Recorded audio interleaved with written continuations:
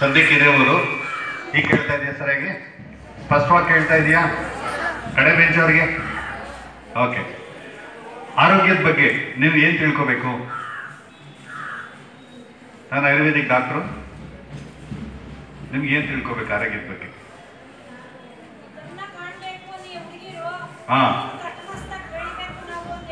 ಹೆಣ್ಮಕ್ಳಿಗೆ ಸೌಂದರ್ಯವರ್ಧನೆ, ಗಂಡು ಮಕ್ಕಳಿಗೆ ದೇಹ ಗಟ್ಟಿ ಆಗ್ಬೇಕು, ಹೌದಾ? ಆಮೇಲೆ ಬೇಕಿದ್ರೆ ಆಮೇಲೆ ಪ್ರಶ್ನೆ ಕೇಳ್ಬೋದು. ಶುರು ಮಾಡಲಾ? ಮೊದಲಿಗೆ ಇಲ್ಲಿ ಬಂದಿರೋ ಎಲ್ಲ ಗಣ್ಯರಿಗೆ ನಮಸ್ಕಾರಗಳು ಮತ್ತು ವೇದಿಕೆ ನೀಡಿದಂತಹ ಶಾಲೆಯ ಸಿಬ್ಬಂದಿ ಎಲ್ರಿಗೂ ಸಹ ನನ್ನ ನಮಸ್ಕಾರ ಹೇಳ್ತಾ ಕಾರ್ಯಕ್ರಮ ಶುರು ಮಾಡೋಣ, ಹೌದಲ್ಲ? ನನಗೆ ಸರ್ ದೊಡ್ಡಗೌಡರು ಹೇಳಿದ್ರು, ಬನ್ನಿ ಮಕ್ಕಳಿಗೆ ಒಂದಷ್ಟು ಆರೋಗ್ಯದ ಬಗ್ಗೆ ತಿಳುವಳಿಕೆ ಬೇಕು, ಗಿಡಮೂಲಿಕೆ ಔಷಧ. ಆಧುನಿಕ ಯುಗದಲ್ಲಿದ್ದೀವಿ, ವಿಜ್ಞಾನದ ತುದಿಯಲ್ಲಿದ್ದೀವಿ, ಹೌದಾ? ಮಂಗಳ ಗ್ರಹಕ್ಕೆ ಹೋಗಿದ್ದೀವಿ, ಅಲ್ಲಿ ಕಾಲಿಟ್ಟು ಬಂದಿದ್ದೀವಿ, ಪಾತಾಳಕ್ಕೂ ಹೋಗ್ತಾ ಇದ್ದೀವಿ, ನಿಜನಾ? ಏನ್ ಬೇಕು ಎಲ್ಲ ಕಂಡುಹಿಡಿದ್ಬಿಟ್ಟಿದ್ದೀವಿ. ಅರ್ಥ ಆಗ್ತಾ ಇದೆಯಾ? ಏನೆಲ್ಲ ಕಂಡುಹಿಡಿದಿದ್ದೀವಿ, ಏನೆಲ್ಲ ಬೇಕು ಎಲ್ಲವೂ ಕಂಡುಹಿಡಿದೀವಿ. ಇವತ್ತು ಸುಲಭ ಸುಖ ಭೋಗ ಮತ್ತು ಐಷಾರಾಮಿ ಜೀವನದ ಅತ್ಯಂತ ಉತ್ತಮ ಅವಸ್ಥೆ ಅಂತ ತಿಳ್ಕೊಂಡು ನಾವು ಆ ಒಂದು ಇದಕ್ಕೆ ಬಂದ್ಬಿಟ್ಟಿದ್ದೀವಿ, ನಿಜನಾ? ಆದ್ರೆ ವಸ್ತುಸ್ಥಿತಿ ಏನಪ್ಪಾ ಅಂತಂದ್ರೆ, ನಮ್ಮ ಆರೋಗ್ಯ ಸುಧಾರಣೆ ಆಯ್ತಾ? ಆರೋಗ್ಯದ ಬಗ್ಗೆ ಯೋಚನೆ ಮಾಡಿದ್ರೆ ಆರೋಗ್ಯದಲ್ಲಿ ಬೇಕಾದಷ್ಟು ತಂತ್ರಜ್ಞಾನ ಬೆಳೆದಿದೆ, ವಿಜ್ಞಾನ ಬೆಳೆದಿದೆ, ಹೌದಲ್ಲ? ಎಲ್ಲೆಲ್ಲೂ ಆಸ್ಪತ್ರೆಗಳು ಜಾಸ್ತಿ ಆಯ್ತು, ಮಾತ್ರೆಗಳು ಜಾಸ್ತಿ ಆಯ್ತು, ಡಾಕ್ಟರ್ಗಳು ಜಾಸ್ತಿ ಆದ್ರು, ನಿಜನಾ? ಕಾಯಿಲೆ ಗುಣ ಆಯ್ತಾ? ರೋಗಿಗಳ ಸಂಖ್ಯೆ ಕಡಿಮೆ ಆಯ್ತಾ? ಹಳೆ ಕಾಯಿಲೆಗಳು ಕಡಿಮೆ ಆಯ್ತಾ? ಹೊಸ ಕಾಯಿಲೆಗಳು ಮತ್ತಿದ್ಯಾ? ಅರ್ಥ ಆಗ್ತಾ ಇದೆ ನಿಮ್ಗೆ? ಆಸ್ಪತ್ರೆಗಳಂತೂ ಜಾಸ್ತಿ ಆಯ್ತು, ಪೇಷಂಟ್ಗಳು ಜಾಸ್ತಿ ಆದ್ರು, ಔಷಧಿಗಳ ವಹಿವಾಟು ಜಾಸ್ತಿ ಆಯ್ತು, ನಿಜನಾ? ಆದ್ರೆ ಕಾಯಿಲೆಗಳು ಕಮ್ಮಿ ಆಯ್ತಾ? ಎಲ್ಲರಿಗೂ ತಲೆ ಕೂದಲು ಉದುರ್ತಾ ಇದೆ, ಬಾಂಡ್ಲಿ ತಲೆಗಳಾಗ್ತಾ ಇದೆ, ಎಲ್ಲರಿಗೂ ಮಂಡಿ ನೋವು, ಸೊಂಟ ನೋವು, ಕೀಲ್ಗಳು ನೋವು, ಗ್ಯಾಸ್ಟ್ರಿಕ್ ಇಲ್ಲದೆ ಇರೋರಿಲ್ಲ, ತಲೆನೋವು ಇಲ್ಲದೆ ಇರೋರಿಲ್ಲ, ಹೌದಾ? 100ಕ್ಕೆ 90% ಜನಕ್ಕೆ ಗ್ಯಾಸ್ಟ್ರಿಕ್ ಬಂದಿದೆ. ಈಗ ಎಷ್ಟು ಜನಕ್ಕೆ? 90% ಜನಕ್ಕೆ ಗ್ಯಾಸ್ಟ್ರಿಕ್ ಇದೆ. 50% ಜನಕ್ಕೆ, 100ಕ್ಕೆ ಅರ್ಧ ಜನ ಸಂಖ್ಯೆಗೆ ಮಧುಮೇಹ ಕಾಯಿಲೆ ಬಂದಿದೆ, ಹೌದಾ? 100ಕ್ಕೆ 40% ಜನಕ್ಕೆ ಸ್ಥೂಲಕಾಯ, 100ಕ್ಕೆ 60% ಜನಕ್ಕೆ ಬಿಪಿ ಬಂದಿದೆ.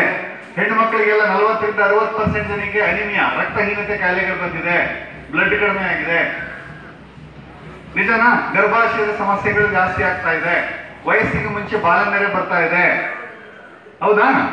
ಕ್ಯಾನ್ಸರ್ಗಳು ಜಾಸ್ತಿ ಆಗ್ತಾ ಇದೆ, ಕಿಡ್ನಿ ಫೇಲ್ಗಳು ಜಾಸ್ತಿ ಆಗ್ತಾ ಇದೆ, ಬಿಪಿ ಜಾಸ್ತಿ ಆಗ್ತಾ ಇದೆ, ಕೊಲೆಸ್ಟ್ರಾಲ್ ಜಾಸ್ತಿ ಆಗ್ತಾ ಇದೆ, ಹೌದಲ್ಲ?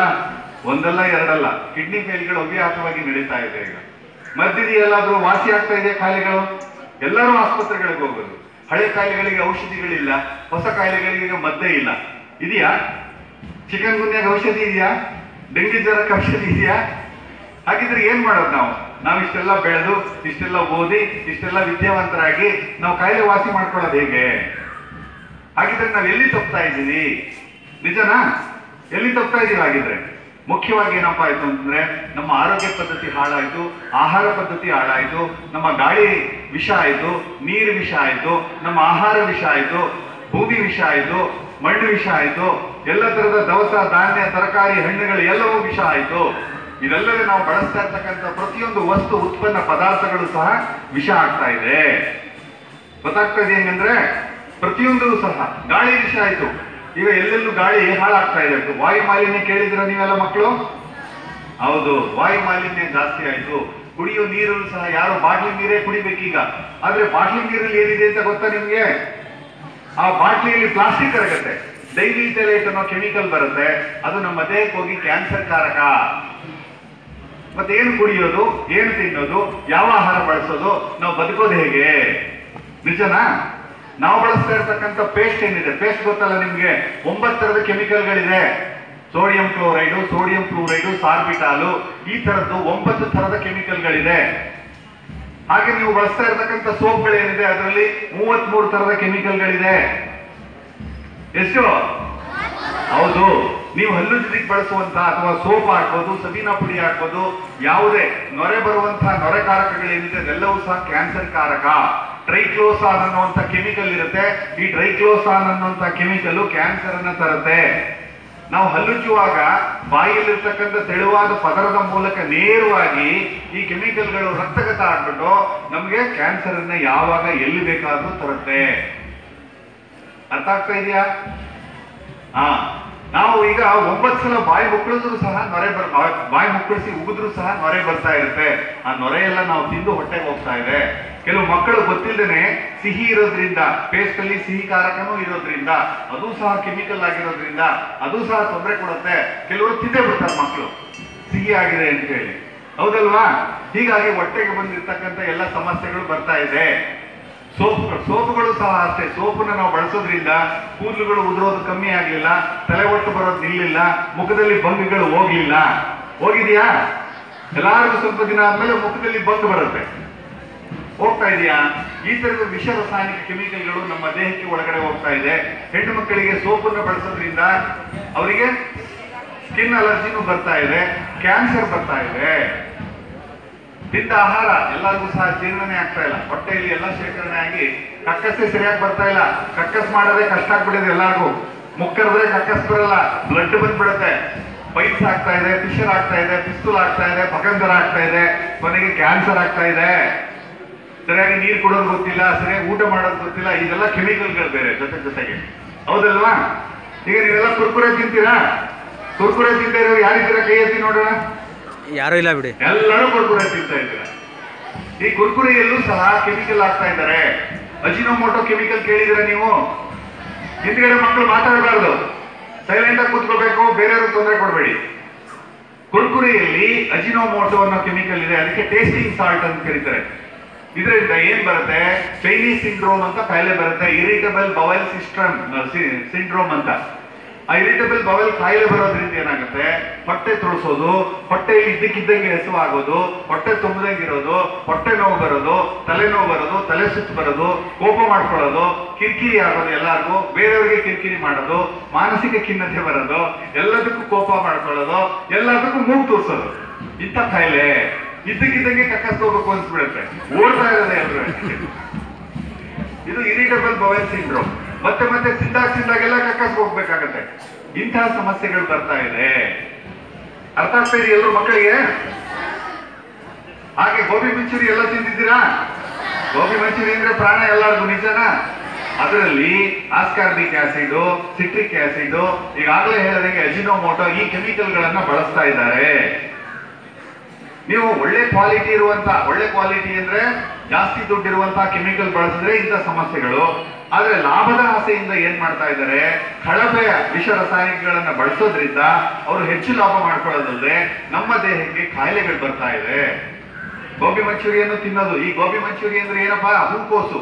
ಆ ಹೂಕೋಸಿಗೆ ಹೈಯೆಸ್ಟ್ ಕ್ರಿಮಿಕೀಟಗಳು ಬರುತ್ತೆ, ಹೈಯೆಸ್ಟ್ ಕ್ರಿಮಿಕೀಟನಾಶಕಗಳನ್ನ ಬಳಸ್ತಾರೆ. ಅದಕ್ಕೆ ಹೂಕೋಸನ್ನ ಕ್ರಿಮಿಕೀಟನಾಶಕದೊಳಗೆ ಅದ್ದುತ್ತಾರೆ. ಅದ್ದೋದ್ರಿಂದ ಏನಾಗುತ್ತೆ? ಒಳಗಡೆ ಕೀಟ ಅಲ್ಲೇ ಸತ್ತಿರುತ್ತೆ. ಆ ಸತ್ತ ಕೀಟದಲ್ಲೂ ಕ್ರಿಮಿಕೀಟನಾಶಕ ಇರುತ್ತೆ, ಆ ಹೂಕೋಸಲ್ಲೂ ಕ್ರಿಮಿಕೀಟನಾಶಕ ಇರುತ್ತೆ. ಅದನ್ನ ನೀಟಾಗಿ ತೊಳೆಯೋದಿಕ್ ಬರಲ್ಲ. ಅದನ್ನ ಬಿಸಿನೀರಲ್ಲಿ ಅದ್ದಿ ನಿಮಗೆ ಕೊಡ್ತಾರೆ. ಯಾರು ಮಾಂಸ ತಿಂದಿಲ್ಲ, ನಾವೆಲ್ಲ ಲಿಂಗಾಯತರು, ಬ್ರಾಹ್ಮಣರು ಅಂತ ನಾವೆಲ್ಲ ಮಾಂಸ ತಿಂದಾಗೋಗಿದೆ. ಅದ್ರ ಜೊತೆಗೆ ವಿಷ ರಾಸಾಯನಿಕಗಳು, ಕೆಮಿಕಲ್ಗಳು. ಗೊತ್ತಾಯ್ತಾ ನಿಮ್ಗೆ?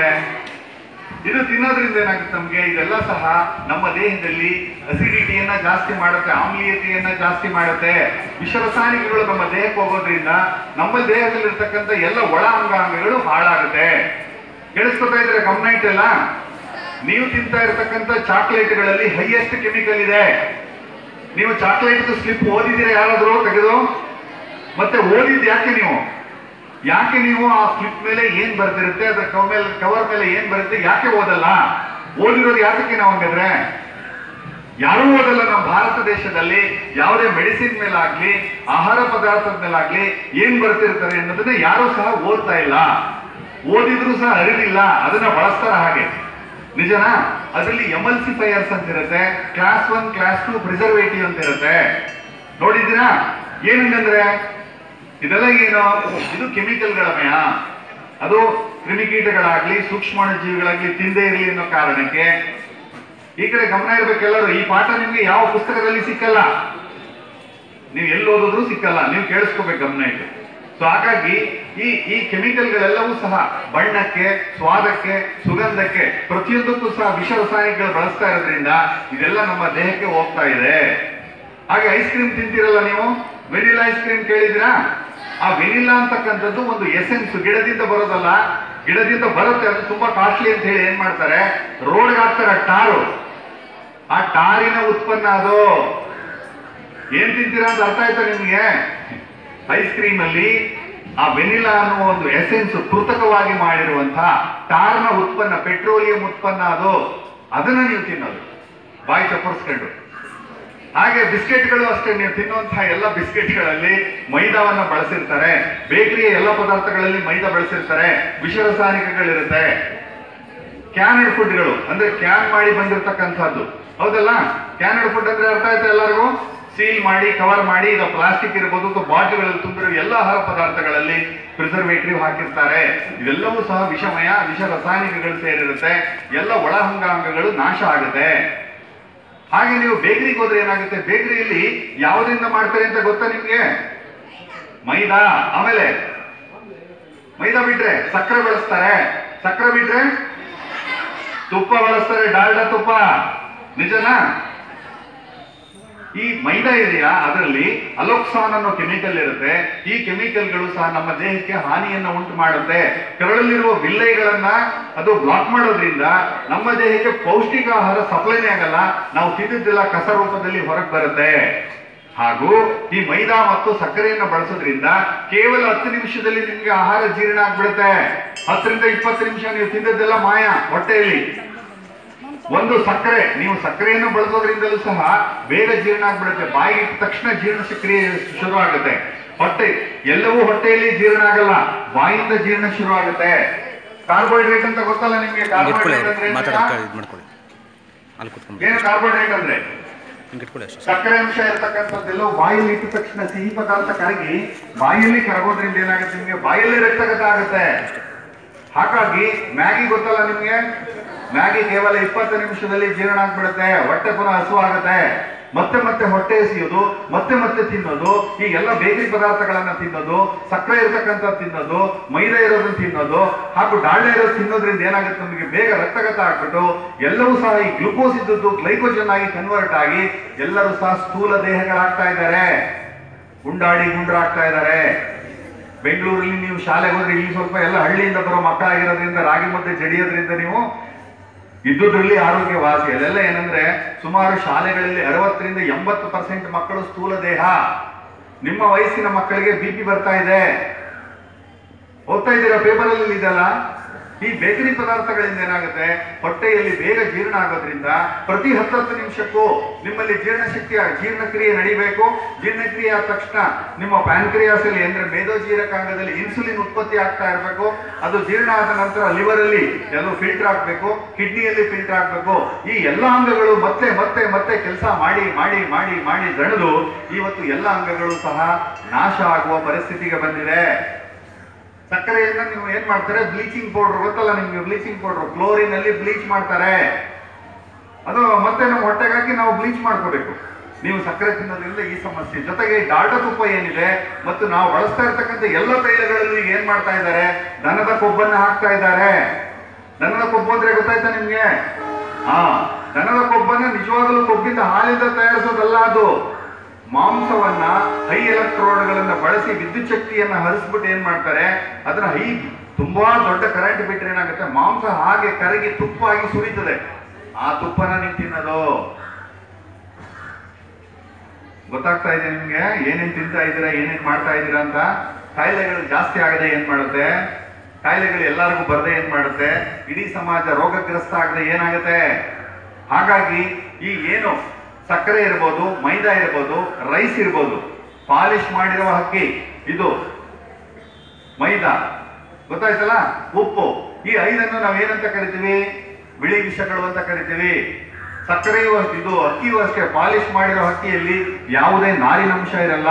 ತಿಂದ ತಕ್ಷಣ ಏನಾಗುತ್ತೆ, ಬೇಗ ಜೀರ್ಣ ಆಗ್ಬಿಟ್ಟು ಮತ್ತೆ ಹಸುವಾಗುತ್ತೆ, ಮತ್ತೆ ಊಟ ಮಾಡ್ತೀವಿ, ಮತ್ತೆ ತಿಂದು ತಿಂದು ತಿಂದು ನಮ್ಮ ದೇಹಕ್ಕೆ ಯಾವುದೇ ಪೌಷ್ಟಿಕಾಂಶಗಳು ಸರಿಯಾಗಿ ಸಿಗದೆ ದೇಹ ರೋಗ ನಿರೋಧಕ ಶಕ್ತಿಯನ್ನ ಕಳ್ಕೊಂಡು ರೋಗದ ಗೂಡಾಗತ್ತೆ.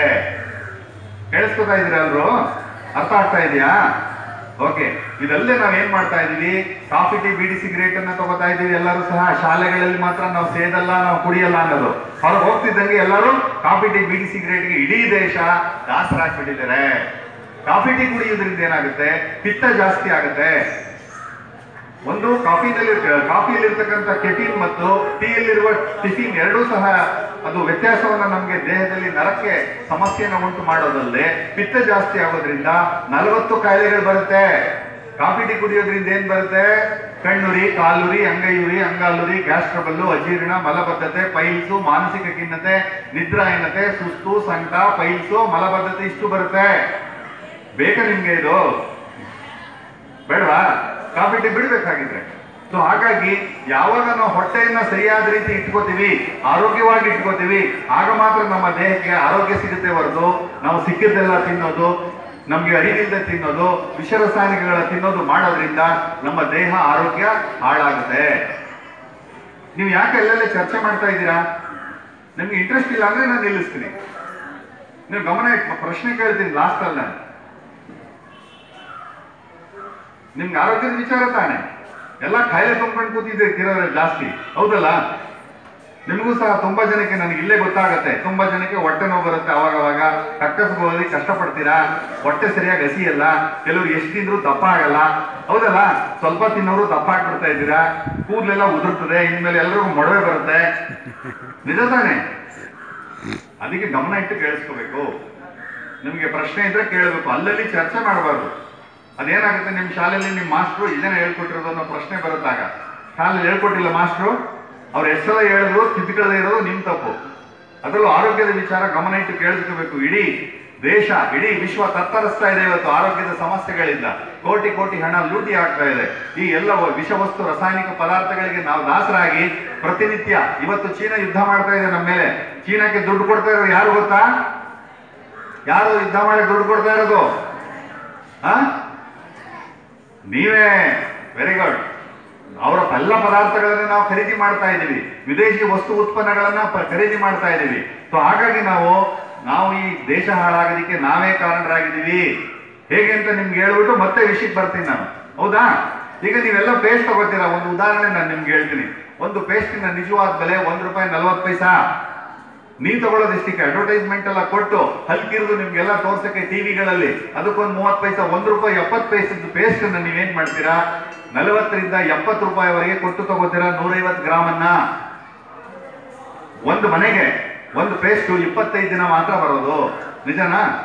ಒಂದು ಊರಲ್ಲಿ 10,000 ಮನೆ ಇದೆ ಅಂದ್ರೆ 10,000 ಮನೆಗೂ, ಅಥವಾ 5,000 ಮನೆ ಇದೆ ಅಂದ್ರೆ ಬೇಡ, 1,000ಕ್ಕೆ ಲೆಕ್ಕ ಹಾಕೊಳ್ಳಿದೀವಿ. 1,000 ಮನೆ ಇದೆ ಅಂದ್ರೆ 1,000 ಪೇಸ್ಟ್ ಬೇಕಾ? ನಿಜನಾ? 1,000 ಪೇಸ್ಟಿಗೆ 70 ರೂಪಾಯಿ ತರ ಎಷ್ಟಾಯ್ತು ದುಡ್ಡು? 70,000 ರೂಪಾಯಿ ಪೇಸ್ಟ್ ಬಂತು. ಒಂದು ತಿಂಗಳಿಗೆ 70,000 ರೂಪಾಯಿ ಪೇಸ್ಟ್. 70,000 ರೂಪಾಯಿ ಅಷ್ಟು ದುಡ್ಡು ಒಂದು ಊರಿಂದ ಒಂದು ತಿಂಗಳಿಗೆ ಹೊರಗಡೆ ಹೋಗ್ತಾ ಇದೆ. ನಮ್ಮ ದೇಶದಲ್ಲಿ ಇರ್ತಕ್ಕಂಥದ್ದು 6,53,240 ಹಳ್ಳಿಗಳಿದೆ. ಅಷ್ಟು ಹಳ್ಳಿಗೆ ದುಡ್ಡು ಎಷ್ಟಾಯ್ತು ಲೆಕ್ಕ ಹಾಕಿ ನೋಡಿ. ಎಷ್ಟು ಕೋಟಿ ಹಣ ನಮ್ಮ ದುಡ್ಡು ಬರೀ ಪೇಸ್ಟ್ ಒಂದು ಪ್ರಾಡಕ್ಟ್ಗೆ ಹೋಗ್ತಾ ಇದೆ. ಸೋಪ್ಗೆ ಎಷ್ಟು ಹೋಗ್ತಾ ಇದೆ, ಹೌದಲ್ವಾ? ಕೋಟ್ಯಾಂತರ ರೂಪಾಯಿ ಸೋಪ್ಗಳಿಂದ, ಶಾಂಪುಗಳಿಂದ, ಪೇಸ್ಟ್ಗಳಿಂದ, ಸೌಂದರ್ಯವರ್ಧಕಗಳಿಂದ ನಾವು ಬಳಸ್ತಾ ಇರ್ತಕ್ಕಂಥ ಎಲ್ಲದರಿಂದ ಸಹ ದುಡ್ಡು ಹೊರದೇಶಕ್ಕೆ ಹರಿದೋಗ್ತಾ ಇದೆ. ಅವ್ರು ಏನ್ ಮಾಡ್ತಾ ಇದ್ದಾರೆ, ನಮಗೆ ಮದ್ದು ಗುಂಡು ಮಾರ್ತಾ ಇದ್ದಾರೆ, ಓಟ್ ಹಾಕ್ಸ್ಕೋತಾರೆ, ಓಟ್ ಖರ್ಚು ಮಾಡ್ತಾ ಇದ್ದಾರೆ, ಹೆಂಡ ಸರಾಯ ಕೂಡಿಸ್ಬಿಟ್ಟು ಓಟ್ ಹಾಕೊಳ್ಳೋದು ನಮ್ಮ ಸರ್ಕಾರಗಳು. ಹೀಗೆ ಮಾಡಿ ಏನಾಗ್ತಾ ಇದೆ, ನಮ್ಮ ದುಡ್ಡಲ್ಲಿ ನಮ್ಮ ಮೇಲೆ ಅಧಿಕಾರ ಚಲಾಯಿಸೋದಲ್ಲದೆ ನಮ್ಮ ಆರೋಗ್ಯ ಹಾಳಾಗೋದಕ್ಕೆ ನಾವೇ ಕಾರಣ ಆಗಿದ್ದೀವಿ. ಹಾಗಾಗಿ ನಾವೆಲ್ಲರೂ ಪ್ರಜ್ಞಾವಂತರಾಗಬೇಕು, ಪರಿಶ್ರಮಿಗಳಾಗಬೇಕು. ಇದರಿಂದ ಹೊರಗೆ ಬರೋದು ಹೆಂಗೆ ಅಂತ ನಾವು ಯೋಚನೆ ಮಾಡಬೇಕು, ಹೌದಾ ಇಲ್ವೋ? ನಾನು ಬೇಕರಿ ಪದಾರ್ಥಗಳ ಬಗ್ಗೆ ನಾನು ನಿಮ್ಗೆ ಹೇಳ್ತಾ ಇದ್ದೆ. ಬೇಕರಿಯ ಎಲ್ಲ ಪದಾರ್ಥಗಳಲ್ಲೂ ಸಹ ಮೈದಾದಿಂದ ಮಾಡೋದು.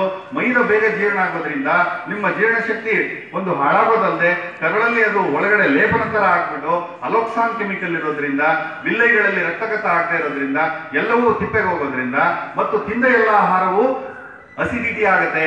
ಅಸಿಡಿಟಿ ಅಂದ್ರೆ ಒಳಗಡೆ ಆಸಿಡ್ ಆಗಿ ಉತ್ಪತ್ತಿ ಆಗುತ್ತೆ. ನೀವು ಏನೇನು ತಿನ್ನಿ ಈಗ ಹೆಚ್ಚು ಕಡಿಮೆ ನೀವು ಆಸಿಡ್ ಆಗುತ್ತೆ ಬಾಡಿಯಲ್ಲಿ. ಈ ಆಸಿಡ್ ಆಗೋದ್ರಿಂದ ಏನಾಗುತ್ತೆ, ಎಲ್ಲರಿಗೂ ಸಹ ಯೂರಿಕ್ ಆಸಿಡ್ ಉತ್ಪತ್ತಿ ಆಗೋದ್ರಿಂದ ನಮ್ಮ ಹೊಟ್ಟೆಯಲ್ಲಿ ಕರಳಲ್ಲಿ ಹೀರ್ಕೊಂಡು ಎಲ್ಲರಿಗೂ ಮಂಡಿ ನೋವುಗಳು ಬರ್ತಾ ಇದೆ, ಜಾಯಿಂಟ್ ಪೇನ್ ಬರ್ತಾ ಇದೆ. ಹಾಗೆ ಹೈಡ್ರೋಕ್ಲೋರಿಕ್ ಆಸಿಡ್, ಸಲ್ಫ್ಯೂರಿಕ್ ಆಸಿಡ್ ಎಲ್ಲ ಉತ್ಪತ್ತಿ ನಮ್ಮ ದೇಹದಲ್ಲೇ ಆಗೋದ್ರಿಂದ ಕಿಡ್ನಿಗಳು ಫೇಲ್ ಆಗ್ತಾ ಇದೆ. ಪ್ಯಾಂಕ್ರಿಯಾಸ್ಗಳು ಫೇಲ್ ಆಗ್ತಾ ಇದೆ, ಲಿವರ್ ಹಾಳಾಗ್ತಾ ಇದೆ, ಹಾರ್ಟ್ ಅಟ್ಯಾಕ್ ಆಗ್ತಾ ಇದೆ. ಇದು ಬೇಕಾ ನಮಗೆ ಇಂಥ ಮಾರಕ ಕಾಯಿಲೆಗಳು? ಹಿಂದೆ ಇತ್ತ ಇದೆಲ್ಲ. ಹಿಂದೆ ರೈತರಿಗೆ ಬರೀ ಗ್ಯಾಸ್ಟ್ರಿಕ್, ತಲೆನೋವು, ಮೈಗ್ರೇನ್ ಬಿಟ್ಟು ಮಂಡಿ ನೋವು ಬಿಟ್ಟರೆ ಬೇರೆ ಏನು ಕಾಯಿಲೆಗಳಿರಲಿಲ್ಲ. ಈಗ ಎಲ್ಲಾ ಕಡೆ ಏನಾಗ್ತದೆ, ಕಿಡ್ನಿ ಫೇಲ್ಗಳಾಗ್ತಾ ಇದೆ, ಹಾರ್ಟ್ ಅಟ್ಯಾಕ್ ಆಗ್ತಾ ಇದೆ. ಇವತ್ತಿದ್ದವ್ ನಾಳೆಗಿಲ್ಲ. ನಿಜನಾ? ಹೌದಾ ಇಲ್ವೋ? ಇಂಥ ಪರಿಸ್ಥಿತಿಯಲ್ಲಿ ನಾವು ಬದುಕಬೇಕಾ? ಹಾಗಾಗಿ ಬೇಕರಿಯ ಯಾವುದೇ ಪದಾರ್ಥಗಳನ್ನ ನೀವು ತಗೋಬಾರ್ದು. ಹಾಗೇನಾದ್ರೂ ಇದ್ರೆ ನೀವೇ ಮಾಡ್ಕೊಳ್ಬೇಕು ಮನೆಯಲ್ಲಿ. ನಿಮ್ಮಮ್ಮ ಏನ್ ಮಾಡ್ತಾರೆ, ಹಿಂದಿನಿಂದ ಪರಂಪರಾಗತವಾಗಿ ಏನ್ ಮಾಡ್ಕೊಂಡ್ ಬಂದಿರೋ ಅಂತ ತಿಂಡಿ ಪದಾರ್ಥಗಳನ್ನು ನೀವು ಮಾಡಿ ಅಭ್ಯಾಸ ಮಾಡ್ಕೊಳ್ಳುವಂತ ಪದ್ಧತಿ ಬರಬೇಕು. ನಾನು ಕಾಫಿ ಟೀ ಬಗ್ಗೆ ಹೇಳ್ತಾ ಇದ್ದೆ. ಕಾಫಿ ಟೀಯಿಂದ ಸುಮಾರು 40 ಕಾಯಿಲೆಗಳಿಗೆ ನಾವು ಆಹ್ವಾನ ಮಾಡಿಕೊಟ್ಟ ಹಾಗೆ ಊಟ ಎಲ್ಲೆಲ್ಲಿ ಹೋಗುತ್ತೆ ಅದನ್ನೆಲ್ಲ ಡ್ಯಾಮೇಜ್ ಮಾಡುತ್ತೆ ಏನೋ ಕಾಫಿ ಟೀ ಕುಡಿಯೋದ್ರಿಂದ. ಹಾಗೆ ಉಸಿರು ಎಲ್ಲೆಲ್ಲಿ ಹೋಗುತ್ತೆ, ಬೀಡಿ ಸಿಗರೇಟ್ಗಳು ಹಾಳು ಮಾಡುತ್ತೆ. ಬೀಡಿ ಸಿಗರೇಟ್ಗಳಲ್ಲಿ ಸುಮಾರು 380 ಕೆಮಿಕಲ್ಗಳಿದೆ. ಅದರಲ್ಲಿ 80 ಕ್ಯಾನ್ಸರ್ ಕಾರಕ.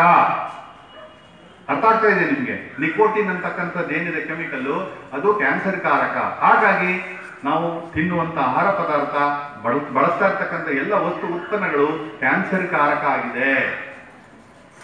ಅರ್ಥ ಆಗ್ತಾ ಇದೆ ಎಲ್ಲರಿಗೂ? ಇನ್ನು ಉಳಿದಿದ್ದು ಸರಾಯ್, ಆಲ್ಕೋಹಾಲ್ ಬಳಸೋದ್ರಿಂದ ನರಗಳೆಲ್ಲ ವೀಕ್ ಆಗುತ್ತೆ.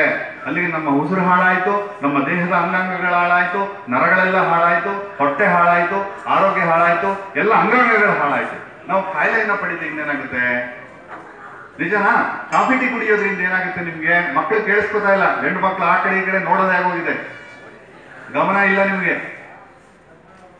ಕಾಫಿ ಟೀ ಕುಡಿಯೋದ್ರಿಂದ ಏನಾಗುತ್ತೆ? ನಮ್ಗೆ ಜೀರ್ಣಶಕ್ತಿ ಹಾಳಾಗೋದಲ್ಲದೆ ನಮ್ಗೆ ಕ್ಯಾಲ್ಸಿಯಂ ಮತ್ತು ಐರನ್ ಬಾಡಿಯಲ್ಲಿ ಅಬ್ಸರ್ವ್ ಆಗದೆ ನಮ್ಗೆ ಅನಿಮಿಕ್ ಬರುತ್ತೆ. ಅನಿಮಿಕ್ ಅಂದ್ರೆ ರಕ್ತಹೀನತೆ ಆಗೋದು.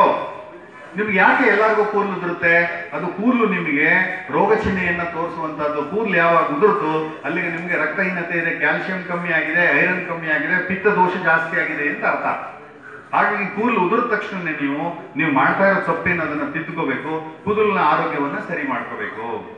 ಹಾಗಾದ್ರೆ ನಾವು ಇದರಿಂದೆಲ್ಲ ಹೊರಗೆ ಬರೋದು ಹೆಂಗೆ? ನಿಜ ಅಲ್ವಾ? ಇದು ಯೋಚನೆ ಮಾಡಬೇಕಾದ ವಿಚಾರ. ಪ್ರತಿಯೊಬ್ಬರು ಚಿಕ್ಕವರಾಗಿದ್ದಂಗ್ಲೇ ನೀವು ಒಳ್ಳೆಯ ರೀತಿ ನೀತಿಗಳನ್ನ ಅಳವಡಿಸ್ಕೋಬೇಕಾಗಿದೆ. ಇಲ್ಲಾಂದ್ರೆ ನೀವು ಬದುಕಲಿಕ್ಕೆ ಕಷ್ಟ ಆಗ್ಬಿಡುತ್ತೆ. ಇದಲ್ಲದೆ ನಾವೇನ್ ಮಾಡ್ತಾ ಇದೀವಿ? ಬೇಕರಿ ಪದಾರ್ಥಗಳಲ್ಲದೆ ನಾವೇನ್ ಮಾಡ್ತಾ ಇದೀವಿ? ಕೋಳಿ ಫಾರಂ ಚಿಕನ್ ಜಾಸ್ತಿ ತಿಂತಾ ಇದೀವಿ. ನಿಜನಾ? ಹಿಂದೆ ಎಲ್ಲ ಹಬ್ಬ ಹರಿದಿನಗಳು ತಿಂದ್ರೆ ಎಲ್ಲ ಫ್ರಿಡ್ಜ್ ಅಲ್ಲಿ ಇಟ್ಕೊಂಡು ತಿಂತಾ ಇದ್ದಾರೆ. ಈ ಕೋಳಿಗಳನ್ನ ತಿನ್ನೋದ್ರಿಂದ, ಚಿಕನ್ ತಿನ್ನೋದ್ರಿಂದ ಏನಾಗುತ್ತೆ? ಕೋಳಿಗಳ ಜೀವನಾವಧಿ ಇರೋದೇ ಬರೀ 45 ದಿನ. 45 ದಿನಕ್ಕೆ 2-2.5 kg ಬಂದ್ಬಿಡ್ಬೇಕು ಕೋಳಿ. ನಿಜನಾ? 2.5 kg ಅಷ್ಟನ್ನ ಕೇವಲ 45 ದಿನದಲ್ಲಿ ಬರುವಾಗ ಉತ್ಪಾದನೆ ಮಾಡೋದಕ್ಕೋಸ್ಕರ ಅದಕ್ಕೆ ವಿಷರಸಾಯನಿಗಳನ್ನ ಹಾಕ್ತಾರೆ, ಹಾರ್ಮೋನ್ಗಳನ್ನ ಚುಚ್ತಾರೆ, ಬರಬಾರದ ಕಾಯಿಲೆಗಳು ಬರುತ್ತೆ. ಅದಕ್ಕೆಲ್ಲ ಮೆಡಿಸಿನ್ ಹಾಕ್ತಾರೆ. ಯಾವುದೇ ಮೆಡಿಸಿನ್ ಹಾಕ್ಲಿ 45 ದಿನ ಅದರದ್ದು ಪ್ರಭಾವ ಇರುತ್ತೆ. ಯಾವಾಗ ನಾವು ಹಾರ್ಮೋನ್ಗಳನ್ನ ಚುಚ್ತೀವಿ ಬೇಗ ಬೆಳೀಲಿ ಅಂತ ಹೇಳಿ ಅದನ್ನ ತಿನ್ನುವಂತ ಗಂಡು ಮಕ್ಕಳಾಗ್ಬೋದು, ಹೆಣ್ಣು ಮಕ್ಕಳಾಗ್ಲಿ ಬೇಗ ಬೆಳೆದು ಸ್ಥೂಲಕಾಯ ಆಗ್ಬಿಡ್ತಾರೆ. ಬೇಗ ಹೆಣ್ಣು ಮಕ್ಕಳು ದೊಡ್ಡವರು ಆಗ್ಬಿಡ್ತಾರೆ. ಗರ್ಭಾಶಯದ ಸಮಸ್ಯೆಗಳು ಬರುತ್ತೆ, PCOD ಪ್ರಾಬ್ಲಮ್ ಬರುತ್ತೆ. ನಿಮ್ಮ ಮನೆಯಲ್ಲಿರೋ ಅಕ್ಕ ತಂಗಿರು, ನಿಮ್ಮ ತಂದೆ ತಾಯಿಗಳಿಗೆಲ್ಲ ಇದು ವಿಚಾರ ಹೇಳ್ಕೊಡ್ಬೇಕು ನೀವು. ಹೌದಾ ಇಲ್ವೋ? ಸೊ ಹಾಗಾಗಿ ಮಾಂಸ ತಿನ್ನೋದ್ರಿಂದ ಅದಕ್ಕೆ ಬರುವ ಎಲ್ಲಾ ಕೆಮಿಕಲ್ಗಳು ನಮ್ಮ ದೇಹಕ್ಕೆ ಬರೋದ್ರಿಂದ ನಾವಿವತ್ತು ಈ ಎಲ್ಲವೂ ಸಹ ವಿಷರಸಾಯನಿಗಳು ನಮ್ಮ ದೇಹಕ್ಕೆ ಸೇರಿ ನಮ್ಮ ಬಾಡಿಯಲ್ಲಿ ಅಸಿಡಿಟಿ ಜಾಸ್ತಿ ಆಗ್ತಾ ಇದೆ. ಅಸಿಡಿಟಿ ಅಂದ್ರೆ ಏನೋ? ಆಮ್ಲೀಯ ಗುಣ, ಹುಳಿ ಅಂಶ ಜಾಸ್ತಿ ಆಗ್ತಾ ಇದೆ. ಉಪ್ಪಿನ ಅಂಶ ಜಾಸ್ತಿ ಇರ್ಬೇಕು ನಮ್ಮ ದೇಹದಲ್ಲಿ. ಅದು ತುಂಬಾ ಆಗ್ಬಾರ್ದು, ನಾರ್ಮಲ್ ಆಗಿರ್ಬೇಕು. ಆದ್ರೆ ಉಪ್ಪಿನ ಅಂಶ ಜಾಸ್ತಿ ಆದಾಗ ಏನಾಗುತ್ತೆ? ರೋಗ ನಿರೋಧಕ ಶಕ್ತಿ ಬರುತ್ತೆ. ಹಾಗಿದ್ರೆ ರೋಗ ನಿರೋಧಕ ಶಕ್ತಿ ಬರುವಂತ ಆಹಾರ ಯಾವುದು? ನಾವು ಬಳಸ್ತಾ ಇರ್ತಕ್ಕಂಥ ಏನು ನಿಂಬೆಹಣ್ಣು ಗೊತ್ತಲ್ಲ ನಿಮ್ಗೆ? ನಿಂಬೆಹಣ್ಣು ಡೈಲಿ ನಿಂಬೆಹಣ್ಣು ರಸ ಕುಡಿಬೇಕು ನೀವು ಬೆಳಗ್ಗೆ ಎದ್ದು ನೀರಿಗೆ ಹಾಕೊಂಡು. ನಿಂಬೆಹಣ್ಣು ನೋಡೋದಕ್ಕೆ ಆಸಿಡ್ ಅದು, ಅದರಲ್ಲಿ ಸಿಟ್ರಿಕ್ ಆಸಿಡ್ ಇದೆ. ಸೊ ನೈಸರ್ಗಿಕವಾದ ಸಿಟ್ರಿಕ್ ಆಸಿಡ್ ಅದು. ಆದ್ರೆ ಅದು ಆಸಿಡ್ ಆಗಿ ಆಗಲ್ಲ. ಹೊಟ್ಟೆಗೆ ಹೋದ್ಮೇಲೆ ಅದು ಕ್ಷಾರೀಯ ಗುಣ ಆಗಿ ಬದಲಾಗೋದ್ರಿಂದ ನಮ್ಮ ದೇಹಕ್ಕೆ ಕ್ಷಾರೀಯ ವಸ್ತುಗಳು ಉತ್ಪತ್ತಿ ಆಗುತ್ತೆ. ಹಾಗೆ ಹಣ್ಣು ಹಂಪಲುಗಳನ್ನ ಹೆಚ್ಚು ತಿನ್ನೋದನ್ನ ಕಲಿಬೇಕು ನಾವು. ಹಣ್ಣು ಹಂಪಲುಗಳನ್ನ ಈಗ ಆಸ್ಪತ್ರೆಗೆ ಹೋದ್ ಏನ್ ಹೇಳ್ತಾರೆ ಡಾಕ್ಟರ್ಗಳು? ಹಣ್ಣು ಹಂಪಲು ತಿನ್ನಿ ಅಂತಾರೆ. ಯಾಕೆ? ಅದರಲ್ಲಿ ಖನಿಜಾಂಶಗಳು ನಮ್ಗೆ ಸಿಕ್ಕಿ ಕ್ಷಾರೀಯ ಗುಣಗಳು ನಮ್ಮ ದೇಹಕ್ಕೆ ಸಿಗೋದ್ರಿಂದ ನಮ್ಮ ದೇಹದಲ್ಲಿ ರೋಗ ನಿರೋಧಕ ಶಕ್ತಿ ಬೆಳೀತದೆ. ರೋಗ ನಿರೋಧಕ ಶಕ್ತಿ ಬೆಳೆಯೋದ್ರಿಂದ ಏನಾಗುತ್ತೆ? ನಮ್ಗೆ ರೋಗಗಳು ಹೆಚ್ಚು ಬರಲ್ಲ, ಇರೋ ರೋಗಗಳು ವಾಸಿ ಆಗುತ್ತೆ. ನಿಜನಾ? ಸೊ ಹಾಗಾಗಿ ನಾವೇನ್ ಮಾಡ್ಬೇಕಾಗಿದೆ? ಈ ಆಮ್ಲೀಯ ಗುಣ ಜಾಸ್ತಿ ಮಾಡುವಂತ ಆಹಾರ ಪದಾರ್ಥಗಳನ್ನ, ಅದರಲ್ಲೂ ಮುಖ್ಯವಾಗಿ ಮಾಂಸ ಏನ್ ಮಾಡುತ್ತೆ? ನಿಮ್ಗೆ ಆಮ್ಲೀಯ ಗುಣವನ್ನ ಜಾಸ್ತಿ ಮಾಡುತ್ತೆ. ಅದರಲ್ಲೂ ಹೈ ಪ್ರೋಟೀನ್ ಇರೋದ್ರಿಂದ, ಪ್ರೋಟೀನ್ ಅಂತೂ ಸಿಗುತ್ತೆ ನಿಜ, ಆದ್ರೆ ಇವತ್ತು ಅಷ್ಟು ಪ್ರೋಟೀನ್ ತಿನ್ನುವಷ್ಟು ನಾವು ಕೆಲಸವನ್ನ ಮಾಡ್ತಾ ಇಲ್ಲ. ಯಾರು ಬೆವರನ್ನು ಸುರಿಸ್ತಾ ಇಲ್ಲ. ಆಯುರ್ವೇದ ಶಾಸ್ತ್ರದಲ್ಲಿ ಬೆವರನ್ನೂ ಸಹ ಮಲ ಅಂತ ಹೇಳಿದ್ದಾರೆ. ಮಲ ಅಂದ್ರೆ ಗೊತ್ತಲ್ಲ ಎಲ್ರಿಗೂ ನಿಮ್ಗೆ? ಕಕ್ಕಸಿಗೆ ಮಲ ಅಂತೀವಿ. ಹಾಗೆ ಕಕ್ಕಸಿಗೆ ಸಮ ಬೆವರು ಸಹ ಪ್ರತಿನಿತ್ಯ ಸ್ನಾನ ಮಾಡಬೇಕು. ನೀವು ಕಿಡ್ನಿಯಲ್ಲಿ ನೀವು ಕಕ್ಕಸಿನ ಮೂಲಕ ಏನು ಗಲೀಜು ಬರಲ್ಲ ಅದೆಲ್ಲ ಕಿಡ್ನಿಯಲ್ಲಿ ಫಿಲ್ಟರ್ ಆಗಿ ಬೆವರಿನ ರೂಪದಲ್ಲಿ ದೇಹದಿಂದ ಹೊರ ಹಾಕುತ್ತೆ. ಯಾವಾಗ ನಾವು ಕೆಲಸ ಮಾಡಲ್ಲ, ನಮ್ಮ ಬೆವರು ಹೊರಗಡೆಯಿಂದ ಒಳಗಡೆ ಬರಲ್ಲ, ಆಗ ವಿಷರಸಾಯನಿಕಗಳೆಲ್ಲ ದೇಹದ ಒಳಗೆ ಸೇರಿ ನಮ್ಮ ದೇಹ ಕಾಯಿಲೆಯ ಗೂಡಾಗುತ್ತೆ. ಅದಕ್ಕೆ ಏನ್ ಮಾಡಬೇಕು? ಪ್ರತಿನಿತ್ಯ ನಾವೇನ್ ಮಾಡಬೇಕು ಅಂತಂದ್ರೆ ಹಿತವಾಗಿ ಮಿತವಾಗಿ ಆಹಾರವನ್ನ ಸೇವನೆ ಮಾಡಬೇಕು. ವಿಷರಸಾಯನಿಕಗಳನ್ನ ತಿನ್ನಬಾರದು. ತಿಂದ ಆಹಾರ ಹೊರಬರ್ಬೇಕಂದ್ರೆ ಬೆಳಿಗ್ಗೆ ಎದ್ದ ತಕ್ಷಣ ನೀಟಾಗಿ ಕಕ್ಕಸ್ಗೆ ಹೋಗ್ಬೇಕು. ಹೋಗಿಲ್ಲ ಅಂತಂದ್ರೆ ನಿಮ್ಗೆ ಕಾಯಿಲೆಗೆ ಆಹ್ವಾನ ಮಾಡ್ದಂಗೆ, ಗ್ಯಾಸ್ಟ್ರಿಕ್ ಬರ್ದಂಗೆ ನೋಡ್ಕೋಬೇಕು. ಜೊತೆಗೆ ಏನ್ ಮಾಡ್ಬೇಕು? ಪ್ರತಿನಿತ್ಯ ಬೆವರನ್ನ ಕಕ್ಕಸ್ ಹೋಗೋದ್ರ ಜೊತೆಗೆ ಬೆವರನ್ನ ಡೈಲಿ ಹೊರಗೆ ಬರ್ಬೇಕು ಅಂದ್ರೆ ವ್ಯಾಯಾಮ ಮಾಡಬೇಕು, ಇಲ್ಲ ಯೋಗಾಸನ ಮಾಡಬೇಕು, ಇಲ್ಲ ಜಾಗಿಂಗ್ ಮಾಡಬೇಕು, ಇಲ್ಲ ಮನೆ ಕೆಲಸಗಳನ್ನ ಬೆವರು ಸುರುವಷ್ಟು ಕೆಲಸ ಮಾಡಬೇಕು. ಪ್ರತಿ ವಾರಕ್ಕೊಂದ್ಸಲ ಎಣ್ಣೆ ಸ್ನಾನ ಮಾಡಿ ಎಲ್ಲರೂ ಮೈಗೆಲ್ಲ ಎಣ್ಣೆ ಉಜ್ಜಿಕೊಂಡು ಸ್ನಾನ ಮಾಡಬೇಕು. ತಿಂಗಳಿಗೊಂದ್ಸಲ ವಾಂತಿ ಮಾಡ್ಕೋಬೇಕು. ಕೈ ಹಾಕಿ ಬಾಯಿಗೆ ಬೆರಳಾಗಿ, ಪಿತ್ತ ಎಲ್ಲ ವಾಂತಿ ಆಗುತ್ತೆ, ಕಫ ಎಲ್ಲ ವಾಂತಿ ಬರುತ್ತೆ, ದೇಹದ ಹೊಟ್ಟೆಯ ಮೇಲಿರ್ತಕ್ಕಂಥ ಎಲ್ಲಾ ದೋಷಗಳು ಹೊರಗೆ ಬರುತ್ತೆ. ಕೆಳಗಡೆ ದೋಷಕ್ಕೆ ಏನ್ ಮಾಡ್ಬೇಕು? 3 ತಿಂಗಳಿಗೊಂದ್ಸಲ ಬೇದಿಗೆ ತಗೋಬೇಕು. ಬೇದಿ ಮಾಡ್ಕೊಳ್ಳೋದು ಹೆಂಗೆ ಗೊತ್ತಾ ನಿಮ್ಗೆ? 30 ml ಹರಳೆಣ್ಣೆಯನ್ನ ಬಿಸಿನೀರಿಗೆ ಹಾಕ್ಬಿಟ್ಟು ಕುಡಿದ್ರೆ ಬೇದಿ ಆಗುತ್ತೆ. 30 ml ಎಣ್ಣೆಯನ್ನ ಬಿಸಿನೀರಿಗೆ ಹಾಕಿ ಕುಡಿದ್ರೆ ಬೇದಿ ಆಗುತ್ತೆ. ಖಾಲಿ ಹೊಟ್ಟೆಯಲ್ಲಿ ತಗೋಬೇಕು. ತಗೊಂಡ್ರೆ ನಿಮ್ಗೆ ಬೇದಿ ಆಗುತ್ತೆ. ನಿಮ್ಗೆ ಯಾವಾಗ ಬೇದಿ ಆಗೋದು ನಿಲ್ಲಿಸ್ಬೇಕು ಅನ್ಸುತ್ತೆ, ಮೊಸರನ್ನ ಅಥವಾ ಮಜ್ಜಿಗೆಯನ್ನ ಊಟ ಮಾಡಿದ್ರೆ, ಮೆಂತ್ಯವನ್ನ ಮೊಸರಿಗೆ ಹಾಕಿ ತಿಂದ್ರೆ ಬೇದಿ ನಿಂತೋಗ್ಬಿಡ್ಬೇಕು. ಈಗ ಯಾರಿಗೆ ಬೇದಿ ಆಗ್ಲಿ ಅವ್ರು ಏನ್ ಮಾಡ್ಬೇಕು? ಮನೆಯಲ್ಲಿ ಮದ್ದು ಮಾಡ್ಕೋಬೇಕು. ಬೇದಿ ಆದ ತಕ್ಷಣ ಓಡೋಗ್ಬಾರ್ದು ಆಸ್ಪತ್ರೆಗೆ. ಮೆಂತ್ಯವನ್ನ ಮೊಸರಿಗೆ ಹಾಕ್ಬಿಟ್ಟು ತಿಂದ್ರೆ ನಿಮ್ಗೆ ಬೇದಿ ನಿಂತೋಗುತ್ತೆ. ಕೇಳಿಸ್ಕೊತಾ ಇದ್ರ? ಎಲ್ಲ ಅಲ್ಲಿ ಇಲ್ಲಿ ನೋಡ್ಬೇಡಿ ಮಕ್ಳೇ, ಎಲ್ಲ ಅಲ್ಲಿ ಇಲ್ಲಿ ನೋಡೋದೇ ಆಗುತ್ತೆ. ನೀವು ಜನ ನೋಡಿಲ್ವ ಯಾವಾಗ್ಲೂ? ಹಾಗಾಗಿ ಇದು ಬೇದಿಗೆ ದಿವ್ಯ ಔಷಧಿ. ನೀವು ಕಕ್ಕ ಸರಿಯಾಗಿ ಹೋಗ್ಬೇಕು ಅಂದ್ರೆ ಏನ್ ಮಾಡ್ಬೇಕು? ಸೊಪ್ಪು ತರಕಾರಿಗಳನ್ನ ಜಾಸ್ತಿ ಬಳಸಬೇಕು. ಯಾವುದೇ ಸೊಪ್ಪನ್ನ ತಿನ್ನಿ ನೀವು ನೀಟಾಗಿ ಕಕ್ಕಸ್ ಬರುತ್ತೆ. ಇಲ್ಲಾಂದ್ರೆ ಒಣ ದ್ರಾಕ್ಷಿಯನ್ನ ನೀರಲ್ಲಿ ನೆನೆ ಹಾಕ್ಬಿಟ್ಟು, ಒಣ ದ್ರಾಕ್ಷಿ ಗೊತ್ತಲ್ಲ ನಿಮ್ಗೆ, ರಾತ್ರಿ ಹೊತ್ತು ಚೆನ್ನಾಗಿ ತೊಳೆದು, ಅದು ಕೆಮಿಕಲ್ ಇರುತ್ತೆ, ಕೆಮಿಕಲ್ ಇಲ್ಲದೆ ಇರೋದು ಅಥವಾ ಕೆಮಿಕಲ್ ಹೋಗ್ಬೇಕಂದ್ರೆ ಅದನ್ನ ಚೆನ್ನಾಗಿ 2-3 ಸಲ ತೊಳೆದು ನೀರಲ್ಲಿ ನೆನೆ ಹಾಕಿ ರಾತ್ರಿ ಬೆಳಗ್ಗೆ ಎದ್ದು ಒಣ ದ್ರಾಕ್ಷಿಯನ್ನ ತಿಂದು ಅದು ನೀರು ಕುಡಿದ್ರೆ ನಿಮ್ಗೆ ಕಕ್ಕಸ್ ಸಲೀಸಾಗಿ ಬರುತ್ತೆ. ಬಾಳೆಹಣ್ಣು ತಿಂದು ಕಕ್ಕಸ್ ಸಲೀಸ್ ಬರುವಾಗ ಮಾಡ್ಕೋಬಾರದು. ನೀವು ಮಾಡ್ಕೊಂಡ್ರೆ ಏನಾಗುತ್ತೆ? ಅಜೀರ್ಣ ಬರುತ್ತೆ. ಬಾಳೆಹಣ್ಣು ಹೆಚ್ಚು ಉಪಯೋಗಿಸ್ಬೇಡಿ, ಕಡಿಮೆ ಉಪಯೋಗಿಸಿ. ಹಸಿದಾಗ ತಿನ್ನಬೇಕು. ಚೆನ್ನಾಗಿ ಊಟ ಮಾಡ್ಬಿಟ್ಟು ಬಾಳೆಹಣ್ಣು ತಿನ್ನೋದಲ್ಲ. ಬಾಳೆಹಣ್ಣು ತಿಂದ್ರೆ ಏನಾಗುತ್ತೆ? ಅಜೀರ್ಣ ಬರುತ್ತೆ. ಅಜೀರ್ಣದಿಂದ ಕಫ ಉತ್ಪತ್ತಿಯಾಗಿ ಕಫ ರೋಗಗಳು ಬರುತ್ತೆ. ಅರ್ಥ ಆಗ್ತಾ ಇದೆಯಾ? ಟೈಮ್ಗೆ ಎಲ್ಲರೂ ಸರಿಯಾಗಿ ಊಟ ಮಾಡಬೇಕು. ಊಟ ಮಾಡ್ಲಿಲ್ಲ ಅಂದ್ರೆ 1 ಲೀಟರ್ ನೀರು ಕುಡಿಬೇಕು. 1 ಲೀಟರ್ ನೀರು ಕುಡಿದ್ರೆ 2 ಅವರ್ ಬೇಕು ಜೀರ್ಣ ಆಗೋದಕ್ಕೆ. ನಿಧಾನಕ್ಕೆ ಜೀರ್ಣ ಆಗುವಂತ ಆಹಾರ ಪದಾರ್ಥವನ್ನೇ ನಾವು ಬಳಸಬೇಕು. ಉದಾಹರಣೆಗೆ ನಾರು ಯುಕ್ತ ಇರುವಂತಹದ್ದು, ಈಗ ರಾಗಿ ಇದೆ, ರಾಗಿಯಲ್ಲಿ ಅದನ್ನ ಪಾಲಿಶ್ ಮಾಡಲ್ಲ, ರಾಗಿಯನ್ನ ಹೆಚ್ಚು ಬಳಸಬೇಕು. ಈಗೆಲ್ಲ ಕೇಳಿರ್ಬೇಕಲ್ಲ ನೀವು, ಸಿರಿಧಾನ್ಯಗಳು ಅಂತ ಬಂದಿದೆ. ನವಣೆ, ಸಾಮೆ, ನೀವೆಲ್ಲ ಹಿಂದೆ ನಿಮ್ಮ ತಂದೆ ತಾಯಿಗಳಿಗೆ ಚೆನ್ನಾಗಿ ಗೊತ್ತು. ಸಾಮೆ, ನವಣೆ, ಆರ್ಕ, ಕೊರಲೆ ಅಂತ ಕೇಳಿದ್ದೀರಾ?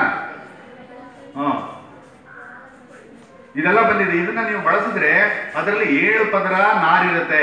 ಪಾಲಿಶ್ ಮಾಡಿದ್ರು ಸಹ ಒಳಗೆ ನಾರಿರುವಂತಹದ್ದು. ಅದು ತುಂಬಾ ಜೀರ್ಣ ಆಗಿ 4 ಗಂಟೆ ಜೀರ್ಣ ಆಗಿ 4 ಗಂಟೆ ಗ್ಲೂಕೋಸ್ ಅನ್ನ ರಿಲೀಸ್ ಮಾಡ್ತಾ ನಿಧಾನಕ್ಕೆ ಜೀರ್ಣ ಆಗುತ್ತೆ. ಕ್ಯಾನ್ಸರ್ ಸಹ ಬರಲ್ಲ ಅದನ್ನ ತಿಂದ್ರೆ. ಕ್ಷಾರೀಯ ಗುಣ ಇರುತ್ತೆ ಇದರಲ್ಲಿ. ರೋಗ ನಿರೋಧಕ ಶಕ್ತಿಯನ್ನ ಕೊಡುತ್ತೆ, ಜೀರ್ಣ ಶಕ್ತಿಯನ್ನ ಇಂಪ್ರೂವ್ ಮಾಡುತ್ತೆ, ಕಕ್ಕ ಸಲೀಸ್ ಹೊರಗೆ ಬರುತ್ತೆ. ಇಂತಹ ಆಹಾರ ಪದಾರ್ಥವನ್ನ ನೀವು ಬಳಸ್ಕೊಳ್ಳೋದನ್ನ ಅಭ್ಯಾಸ ಮಾಡ್ಕೋಬೇಕು. ಟೈಮ್ಗೆ ಊಟ ಮಾಡಬೇಕು. ಊಟ ಮಾಡಲಿಲ್ಲ ಅಂದ್ರೆ ನೀರು ಕುಡಿಬೇಕು. ಯಾರಿಗೆಲ್ಲ ಗ್ಯಾಸ್ಟ್ರಿಕ್ ಬರ್ತಾ ಇದೆ ಅಂತವ್ರು ಏನ್ ಮಾಡ್ಬೇಕು? ಊಟದ ನಂತರ ಸ್ವಲ್ಪ ಬೆಲ್ಲ ಇದ್ದಪ್ಪ ಬೆಲ್ಲವನ್ನ ನೀವು ಬಾಯಿಗೆ ಇಟ್ಟುಕೊಂಡ್ರೆ ನಿಮ್ಗೆ ಗ್ಯಾಸ್ಟ್ರಿಕ್ ಬರಲ್ಲ. ಯಾರಿಗೆ ಹೊಟ್ಟೆ ಹಸಿಯಲ್ಲ ಅಂತವ್ರು ಏನ್ ಮಾಡ್ಬೇಕು? ಬೆಲ್ಲ, ಶುಂಠಿ, ಏಲಕ್ಕಿ. ಶುಂಠಿ ಎಲ್ಲರಿಗೂ ಸಿಗುತ್ತಾ? ಎಲ್ಲರಿಗೂ ಗೊತ್ತಾ? ಇಷ್ಟಪ್ಪ ಶುಂಠಿ, ಇಷ್ಟಪ್ಪ ಬೆಲ್ಲ, 4 ಏಲಕ್ಕಿ ಕಾಳುಗಳನ್ನ ಜಜ್ಜಿ ಅದನ್ನ ಬಾಯಲ್ಲಿ ಇಟ್ಕೊಂಡ್ರೆ 5 ಸಲ ಊಟ ಮಾಡ್ಬೇಕು. ಅಷ್ಟು ಹೊಟ್ಟೆ ಹಸಿತದೆ.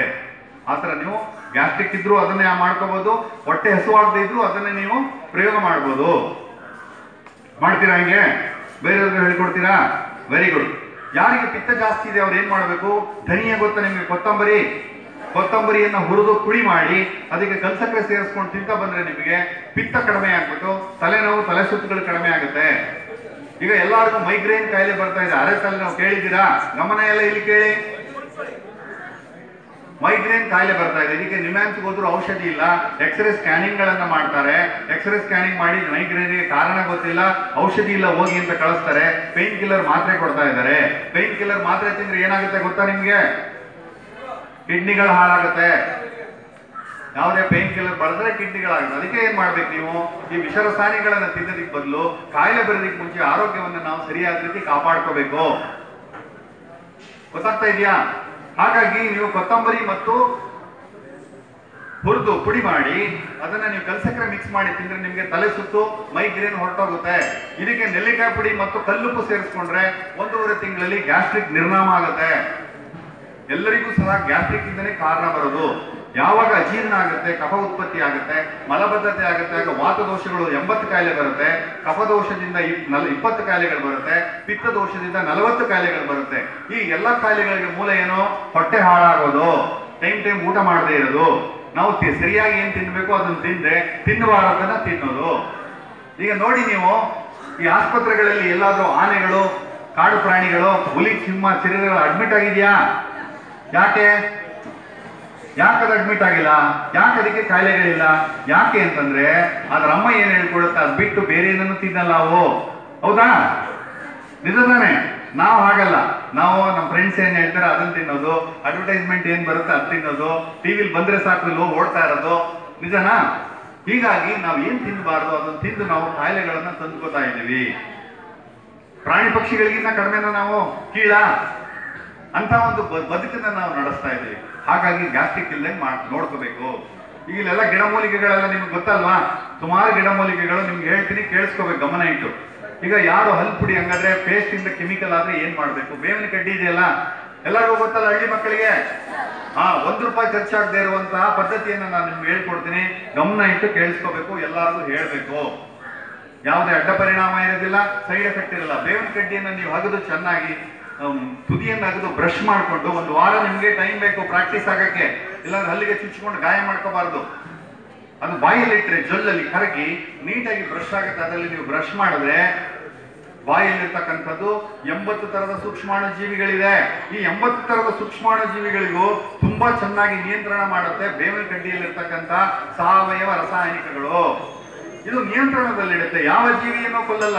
ಹಾಗಾಗಿ ಅತ್ಯಂತ ಶ್ರೇಷ್ಠ ನೀವು ಬೇವಿನ ಕಡ್ಡಿಯಲ್ಲಿ, ಆಲದ ಕಡ್ಡಿಯಲ್ಲಿ, ಅರಳಿ ಕಡ್ಡಿಯಲ್ಲಿ, ಹೊಂಗೆ ಕಡ್ಡಿಯಲ್ಲಿ, ಮತ್ತಿ ಕಡ್ಡಿಯಲ್ಲಿ, ಮೆಸ್ವಾಕ್ ಕಡ್ಡಿಯಲ್ಲಿ ಹಲ್ಲುಜ್ಬೋದು. ಎಷ್ಟು ಕಡ್ಡಿಗಳಾಯ್ತು? ಏನೂ ಸಿಕ್ಕಿಲ್ಲ ಅಂದ್ರೆ ರೋಜದ ಕಡ್ಡಿಯಲ್ಲಿ ಹಲ್ಲುಜ್ಬೋದು, ಬೇವಿನ ಕಡ್ಡಿಯಲ್ಲಿ ಹಲ್ಲುಜ್ಬೋದು. ಪಟಿಕೆ ಗಿಡ ಕೇಳಿರ್ಬೇಕಲ್ಲ ನೀವು, ಸ್ಫಟಿಕ. ಅದಕ್ಕೆ ವಜ್ರದಂತಿ ಅಂತ ಹೆಸರು. ಅದ್ರಲ್ಲಿ ಹಲ್ಲುಜ್ಜಿದ್ರೆ ವಜ್ರದಷ್ಟು ಹಲ್ಲು ಫಳಫಳ ಆಗುತ್ತೆ, ವಜ್ರದಂತೆ ಗಟ್ಟಿ ಆಗುತ್ತೆ. ಈಗ ಯಾರಿಗಾದ್ರೂ ಥ್ರೋಟ್ ಇನ್ಫೆಕ್ಷನ್ ಬಂದ್ರೆ, ಥ್ರೋಟ್ ಇನ್ಫೆಕ್ಷನ್ ಅಂದ್ರೆ ಗೊತ್ತಾಯ್ತಾ? ಗಂಟಲಲ್ಲಿ ಮೊದಲು ಕಿರಿಕಿರಿ ಆಗುತ್ತೆ, ಗಂಟಲು ನೋವು ಬರುತ್ತೆ, ಕೆರೆತ ಬರುತ್ತೆ, ನೋವು ಬರುತ್ತೆ. ಬಂದ ತಕ್ಷಣ ಏನಾಗುತ್ತೆ? 1-2 ದಿನ ಬಿಟ್ಟು ನಿಮಗೆ ನೆಗಡಿ, ಕೆಮ್ಮು, ಕಫ, ಮೈಕೇನು, ಜ್ವರ ಬರಕ್ಕೆ ಶುರು ಆಗುತ್ತೆ.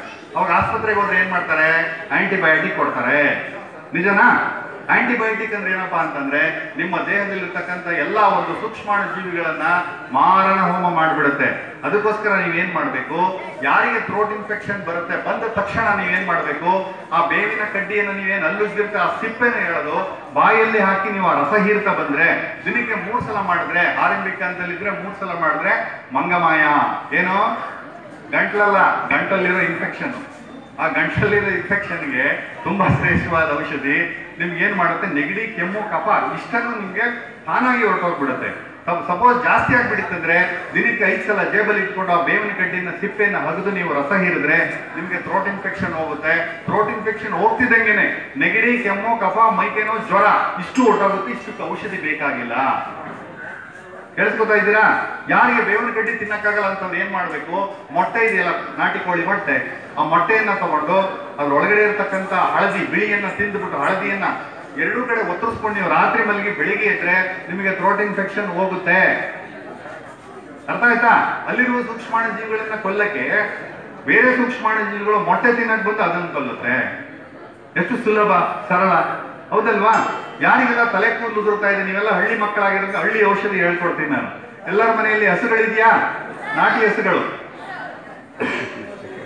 ಈ ನಾಟಿ ಹಸು ಯಾರಿಗೆ ತಲೆ ಕೂದಲು ಉದುರ್ತಾ ಇದೆ ಅವರು ಗೋಮೂತ್ರವನ್ನ ನೀವು ಸ್ವಲ್ಪ ತಲೆಗೆ ನೆನೆ ಹಾಕ್ಬಿಟ್ಟು ಅರ್ಧ ಗಂಟೆ ಬಿಟ್ಟು ಸ್ನಾನ ಮಾಡಿದ್ರೆ ತಲೆ ಕೂದಲು ಉದುರೋದು ನಿಂತೋಗುತ್ತೆ 1 ತಿಂಗಳಿಗೆ.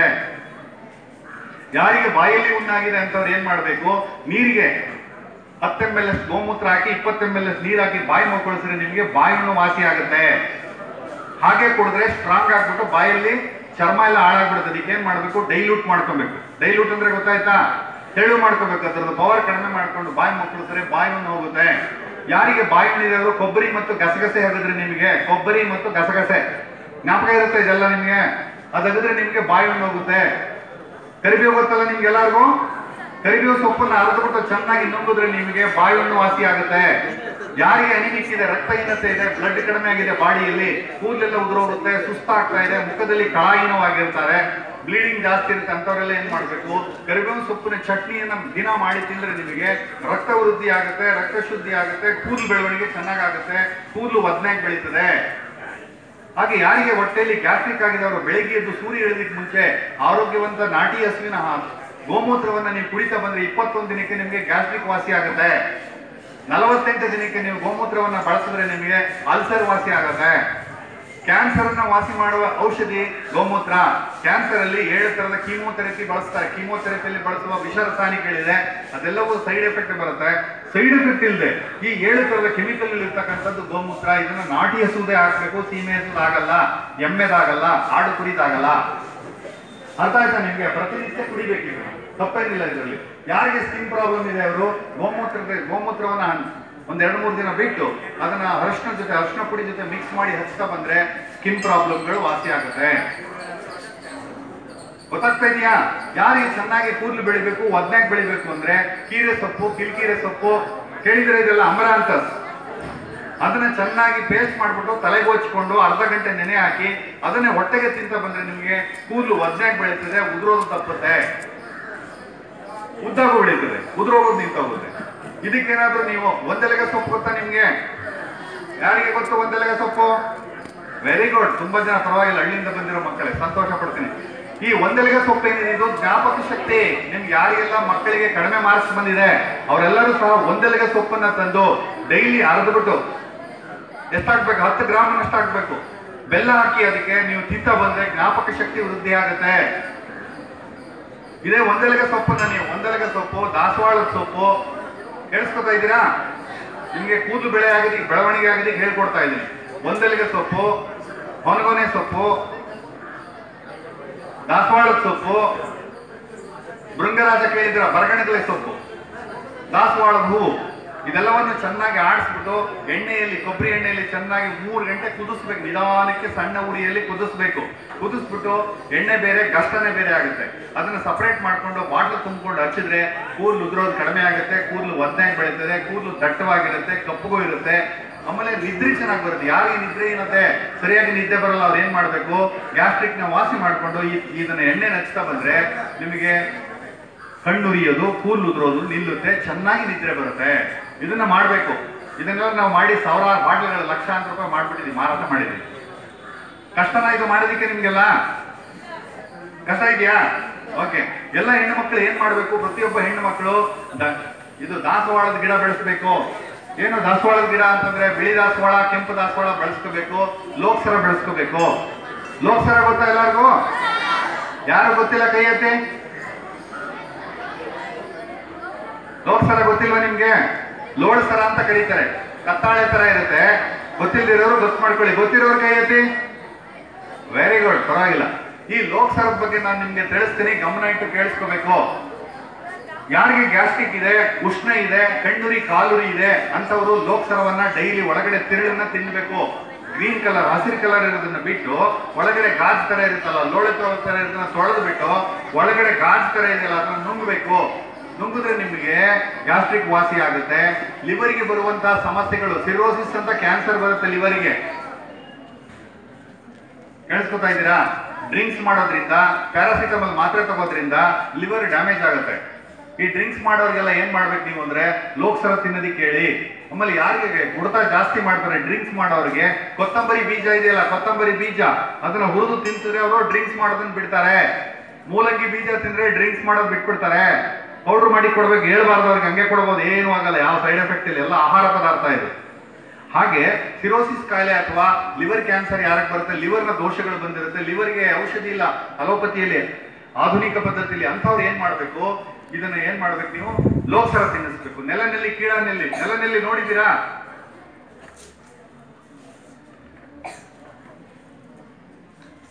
ನೋಡಿ ಇಲ್ಲಿದೆ, ಕಾಣುತ್ತೆ ಗಿಡ ನಿಮ್ಗೆ, ಇಲ್ಲಿದೆ ನೋಡಿ. ಇದು ನೆಲನೆಲ್ಲಿ ಗಿಡ. ಇದು ಕೆಳಗಡೆ ಮಣಿ ತರ ಇರುತ್ತೆ. ಇದು ಲಿವರ್ಗೆ ತುಂಬಾ ಶ್ರೇಷ್ಠವಾದ ಔಷಧಿ.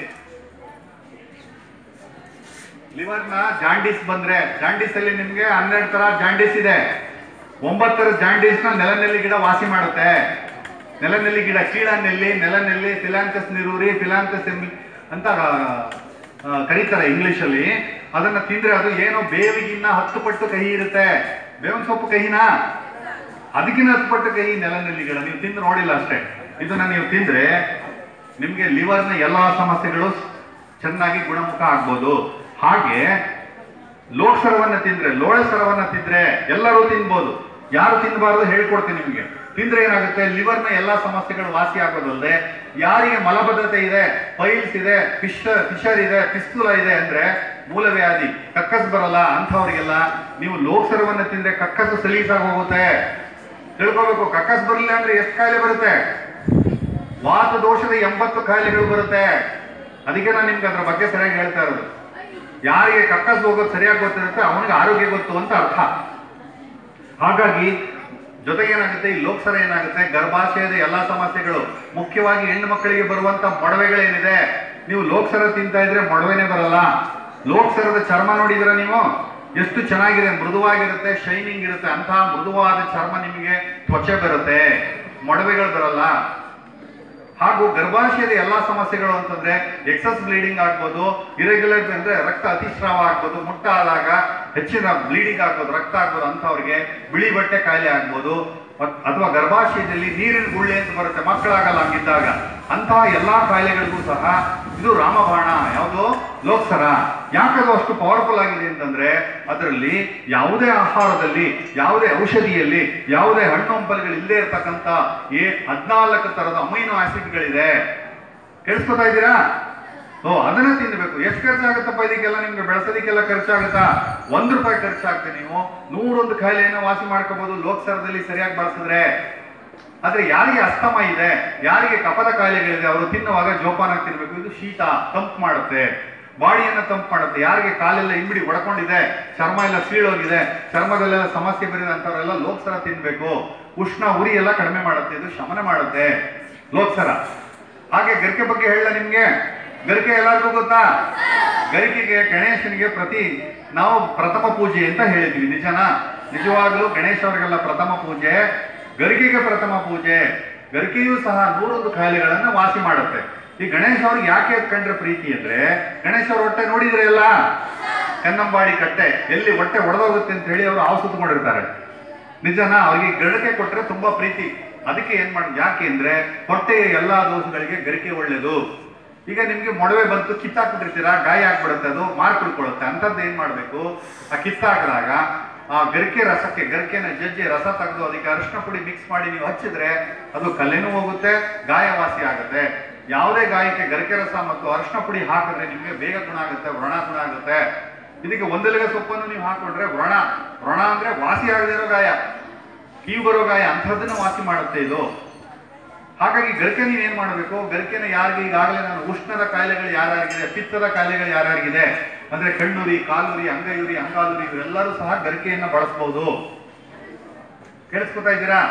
ಪೈಲ್ಸ್ ಹಾಕ್ಬಿಟ್ಟು ಬ್ಲೀಡಿಂಗ್ ಆಗುತ್ತೆ ಅಂದ್ರೆ ರಕ್ತ ಬರುತ್ತೆ, ಕಕ್ಕಸ್ ಹೋದ್ರೆ ಸಾಕು ಅರ್ಧ ಲೀಟರ್ 1 ಲೀಟರ್ ರಕ್ತ ಬಂದ್ಬಿಡುತ್ತೆ. ಅದಕ್ಕೆ ಫಿಶರ್ ಕಾಯಿಲೆ ಅಂತಾರೆ. ಅಂತವ್ರು ಏನ್ ಮಾಡ್ಬೇಕು, ಗರಿಕೆ ರಸನ ಕುಡಿದ್ರೆ ನಿಮಗೆ ಬ್ಲೀಡಿಂಗ್ ನಿಂತೋಗುತ್ತೆ, ರಕ್ತ ಹೊರಗೆ ಬರೋದು ನಿಂತೋಗುತ್ತೆ. ರಕ್ತ ಹೊರಗೆ ಬಂದ್ರೂ ಸಹ ನೀವು ನಾಚಿಕೊಂಡು ಹೇಳ್ದೆ ಅದನ್ನ ವಾಸಿ ಮಾಡ್ಕೊಳ್ಳಿಲ್ಲ ಅಂದ್ರೆ ಭಗಂತರ ಅನ್ನೋ ಕಾಯಿಲೆ ಬರುತ್ತೆ, ಕ್ಯಾನ್ಸರ್ ಆಗ್ಬಿಡುತ್ತೆ. ಹಾಗಾಗಿ ನೀವೇನ್ ಮಾಡ್ಬೇಕು, ದಯಮಾಡಿ ನೀವು ಈ ಕಾಯಿಲೆಗಳನ್ನ ಸುಲಭದ ರೀತಿಯಲ್ಲಿ ಬೇಗನೆ ಗುಣ ಮಾಡ್ಕೋಬೇಕು, ಆರೋಗ್ಯವಂತರಾಗಬೇಕು. ಯಾರಿಗೆ ಗ್ಯಾಸ್ಟ್ರಿಕ್ ಇದೆ ಅಂತವ್ರು ಏನ್ ಮಾಡ್ಬೇಕು, ಗರಿಕೆ ರಸವನ್ನ ಕುಡಿದ್ರೆ ನಿಮ್ಗೆ ಗ್ಯಾಸ್ಟ್ರಿಕ್ ವಾಸಿ ಆಗುತ್ತೆ.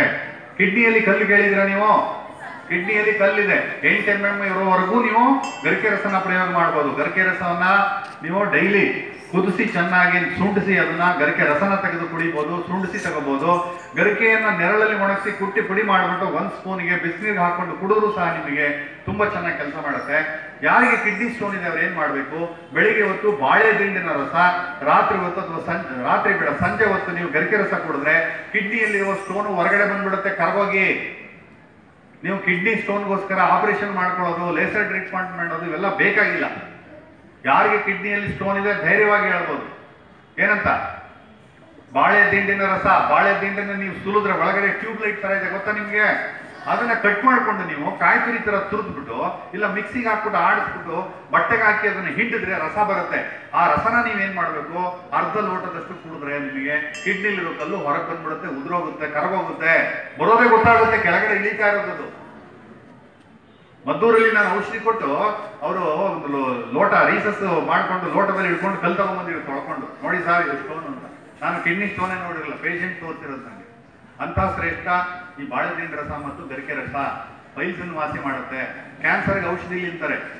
ಈ ಗರಿಕೆಯಲ್ಲಿ ಏನಪ್ಪ ವಿಶೇಷ ಶಕ್ತಿ ಇರೋದು ಅಂದ್ರೆ, ಗರಿಕೆಯ ಬೇರಲ್ಲಿ ಅಮೃತ ಇದೆ. ಯಾವ ರೈತರು ಸಹ ಗರಿಕೆಯನ್ನ ನಾಶ ಮಾಡಕ್ಕಾಗಿಲ್ಲ, ಆಗೋದು ಇಲ್ಲ.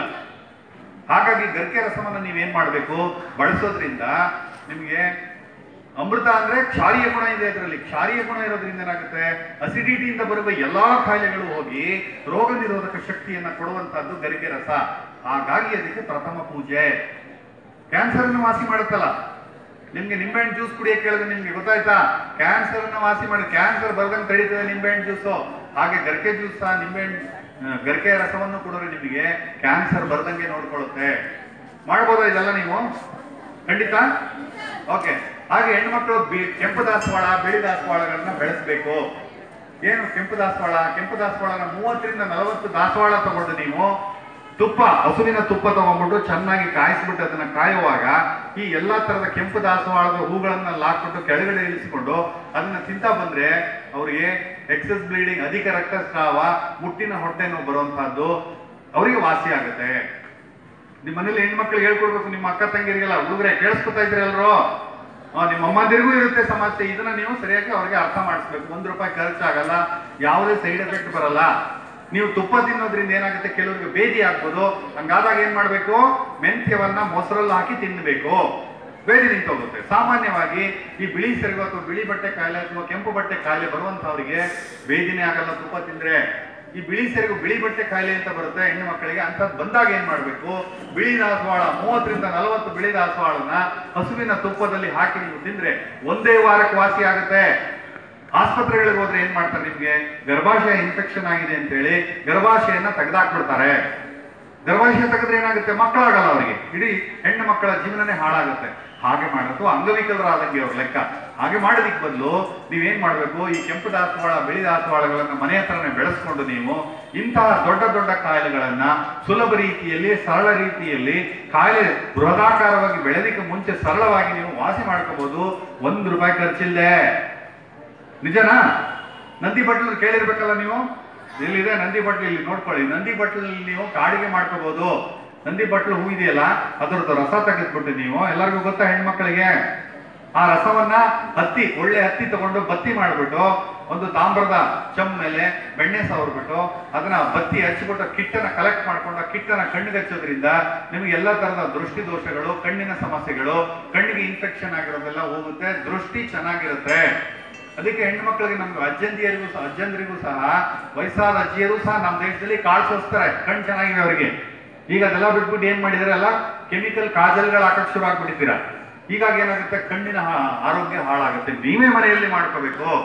ಇದನ್ನೇನೋ 1 ತಿಂಗಳ ಮೇಲೆ ಬಳಸಬಾರ್ದು. ನೀವು 1 ತಿಂಗಳಾದ್ಮೇಲೆ ಬೆಣ್ಣೆ ಎಲ್ಲ ಹಾಕಿರೋದ್ರಿಂದ ಬೇಗ ಹಾಳಾಗೋದ್ರಿಂದ ಪ್ರತಿ ತಿಂಗಳಿಗೊಂದ್ಸಲ ನೀವು ಮಾಡಿ ಇಟ್ಕೋಬೇಕು. ಮಾಡ್ಕೋತೀರಾ? ಈಗ ಯಾರಿಗೆ ಹೊಟ್ಟೆ ಹಸಿ ಆಗಲ್ಲ ಅವರು ಶುಂಠಿ ಮತ್ತು ಬೆಲ್ಲವನ್ನ ಬಳಸ್ಕೋಬೇಕು. ಕೇಳಿಸ್ಕೊತಾ ಇದ್ದೀರಾ? ಬೇಗ ಹೊರಟೋಗುತ್ತಲ್ಲ ನಿಮ್ಗೆ ಆ ಕಡೆ ಈ ಕಡೆ ಗಮನ, ಏಕಾಗ್ರತೆ ಕಮ್ಮಿ. ನೀವೆಲ್ಲ ಧ್ಯಾನ ಮಾಡೋದು ಅಭ್ಯಾಸ ಮಾಡ್ಕೋಬೇಕು. ಒಂದೆಲೆಗನ ಚೆನ್ನಾಗಿ ತಿನ್ಬೇಕು. ಹೊನಗನೆ ಸೊಪ್ಪು ಗೊತ್ತಾ ನಿಮ್ಗೆಲ್ಲರಿಗೂ? ಹೊನಗನೆ ಸೊಪ್ಪು. ಈ ಹೊನಗನೆ ಸೊಪ್ಪನ್ನ ಏನ್ ಮಾಡ್ಬೇಕು, ನೀವು ವಾರಕ್ಕೆ 1 ಸಲ 2 ಸಲ ನೀವು ಸಾರು ಮಾಡಿಸಿ ತಿನ್ಬೇಕು. ಕಬ್ಬಿಣದ ಅಂಶದ ಕೊರತೆ ಇರೋರು ಹೊನಗನೆ ಸೊಪ್ಪು ತಿನ್ಬೇಕು. ಕಬ್ಬಿಣದ ಅಂಶದ ರಕ್ತ ಪುಷ್ಟಿ ಯಾರಿಗಾಗಿಲ್ಲ ಅವ್ರು ಏನ್ ಮಾಡ್ಬೇಕು, ಕರಿಬೇವಿನ ಸೊಪ್ಪು ತಿನ್ಬೇಕು. ಕಬ್ಬಿಣದ ಅಂಶದ ಕೊರತೆ ಇರೋರು ಏನ್ ಮಾಡ್ಬೇಕು, ಕಬ್ಬಿನ ಹಾಲನ್ನ ಕುಡಿಬೇಕು. ಬೆಲ್ಲವನ್ನ ಚೆನ್ನಾಗಿ ಬಳಸಬೇಕು. ದಾಳಿಂಬೆ ಹಣ್ಣಿನ ರಸವನ್ನ ಕುಡಿಬೇಕು. ದಾಳಿಂಬೆ ಹಣ್ಣಿನ ಪ್ರತಿಯೊಂದು ಹೂವು, ಮೊಗ್ಗು, ಕಾಯಿ, ಕಾಂಡ, ಬೇರು ಎಲ್ಲವೂ ಔಷಧಿಮಯ. ಬೇದಿ ಯಾರಿಗಾಗ್ತಾ ಇದ್ರೆ ಅಂತವ್ರಿಗೆ ದಾಳಿಂಬೆ ಸಿಪ್ಪೆಯ ಕುದಿಸ್ಬಿಟ್ಟು ನೀವು ಕುಡಿದ್ರೆ ನಿಮ್ಗೆ ಬೇದಿ ನಿಂತೋಗುತ್ತೆ, ಆಮಶಂಕೆ ನಿಂತೋಗುತ್ತೆ. ತುಂಬಾ ಸುಲಭನ ಸರಳನ, ಹೌದಲ್ವಾ? ಮಾಡ್ತೀರಾ ಇದೆಲ್ಲ? ಗಮನ ಇರುತ್ತೆ ನಿಮಗೆ. ಹಾಗಾಗಿ ಪ್ರತಿಯೊಬ್ಬರು ಸಹ ದಿನಕ್ಕೊಂದು ಗಿಡಮೂಲಿಕೆಯನ್ನು ನೀವು ಕಲಿತಾ ಹೋಗ್ಬೇಕು. ನೀವು ಖರ್ಚು ಮಾಡೋದನ್ನ ಕಡಿಮೆ ಮಾಡ್ಕೋಬೇಕು. ಯಾವುದೇ ಅಡ್ಡ ಪರಿಣಾಮಗಳು ಬರಬಾರದು. ಆರೋಗ್ಯ ಚೆನ್ನಾಗಿ ಇಟ್ಕೋಬೇಕು ನಾವು ಅಂತಂದ್ರೆ ದಿನಕ್ಕೊಂದು ಔಷಧಿ ಗಿಡವನ್ನ ಕಲಿಬೇಕು. ಕಲಿತೀರಾ? ಕಲಿತದನ್ನ ಮರಿಬಾರದು. ಪ್ರಯೋಗ ಮಾಡಬೇಕು. ಬಜೆ ಗೊತ್ತಾ ನಿಮ್ಗೆ? ಬಜೆಯನ್ನು ಮಕ್ಕಳಿಗೆ ತೇರಾಕ್ತಾರೆ ಹಳ್ಳಿಗಳಲ್ಲಿ ಈಗಲೂ ಸಹ ಮಕ್ಕಳಿಗೆ ಬಾಣಂತಿರೋ ಬಜೆ, ಅಳಲೆಕಾಯಿ, ತಾರೆಕಾಯಿ ಎಲ್ಲ ತೇರ್ಬಿಟ್ಟು ಹಚ್ತಾರೆ. ನಿಜನಾ? ಬಜೆ ಹಾಕೋದ್ರಿಂದ ಏನಾಗುತ್ತೆ, ನಿಮಗೆ ಜೀರ್ಣಶಕ್ತಿ ಇಂಪ್ರೂವ್ ಆಗುತ್ತೆ, ಹೊಟ್ಟೆ ಎಲ್ಲ ಸಮಸ್ಯೆಗಳು ನಾಶ ಆಗುತ್ತೆ, ಬಾಯಿಯಲ್ಲಿ ತೊದಲು ಬರಲ್ಲ. ಯಾರಿಗೆ ತೊದಲ್ತಾ ಇದ್ದಾರೆ ಮಕ್ಕಳು ಅದನ್ನ ಬಜೆಯನ್ನ ಸೇರಿ ನೆಕ್ಸಿದ್ರೆ ಅವರಿಗೆ ಬಾಯಿ ತೊದಲೋದು ಕಡಿಮೆ ಆಗುತ್ತೆ. ಅರ್ಥ ಆಗ್ತಾ ಇದೆ ಎಲ್ಲರಿಗೂ?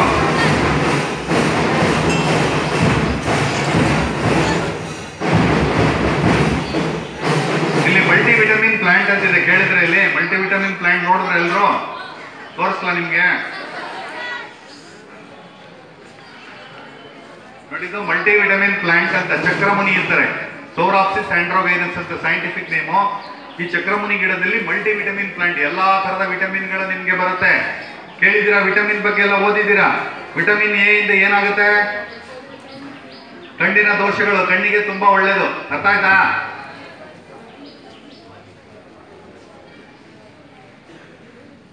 ಏನಾದ್ರೂ ಪ್ರಶ್ನೆ ಇದೆಯಾ ಮಕ್ಕಳಲ್ಲಿ? ಈಗ ಗೊತ್ತಾಗ್ತಾ ಇದೆ ನಿಮ್ಗೆ ನಾವು ಏನ್ ತಿಂತಾ ಇದೀವಿ. ತಿನ್ನುವಂತ ವಿಷ ರಾಸಾಯನಿಕಗಳನ್ನ ಬಿಟ್ಟು ಸಾವಯವ ವಸ್ತು ಉತ್ಪನ್ನಗಳನ್ನ ನಾವು ಬಳಸಬೇಕು. ನಮ್ಮ ಆಹಾರ ಕ್ರಮವನ್ನು ನಾವು ತಿಳ್ಕೋಬೇಕು. ಅಂಥದೇ ಶಿಕ್ಷಣ ಬೇಕು. ಎಂತ ಶಿಕ್ಷಣ? ನಮ್ಮ ಆರೋಗ್ಯ ಹೇಗ್ ಮಾಡ್ಕೋಬೇಕು, ನಮ್ಮ ಆಹಾರ ಉತ್ಪಾದನೆ ಹೇಗ್ ಮಾಡ್ಕೋಬೇಕು, ನಾವು ತಿನ್ನುವಂತ ಆಹಾರದಲ್ಲಿ ಏನೇನು ಔಷಧಿಗಳ ಗುಣಗಳಿದೆ, ಯಾವ್ಯಾವ ರೀತಿ ನಮ್ಮ ದೇಹಕ್ಕೆ ಅನುಕೂಲ ಆಗುತ್ತೆ, ಯಾವ ಅಂಗಗಳಿಗೆ ಅನುಕೂಲ ಆಗುತ್ತೆ. ನಿಜನಾ? ಇನ್ನೇನಾದ್ರೂ ಕಲಿಯೋದಿದೆಯಾ ನೀವು? ಕೇಳಿ, ಪ್ರಶ್ನೆ ಇದೆಯಾ ನಿಮ್ಗೆ? ಏನಾದ್ರು ಬೋರ್ ಆಗ್ತಿದ್ಯಾ? ಪ್ರಶ್ನೆ ಇದ್ರೆ ಕೇಳಿ.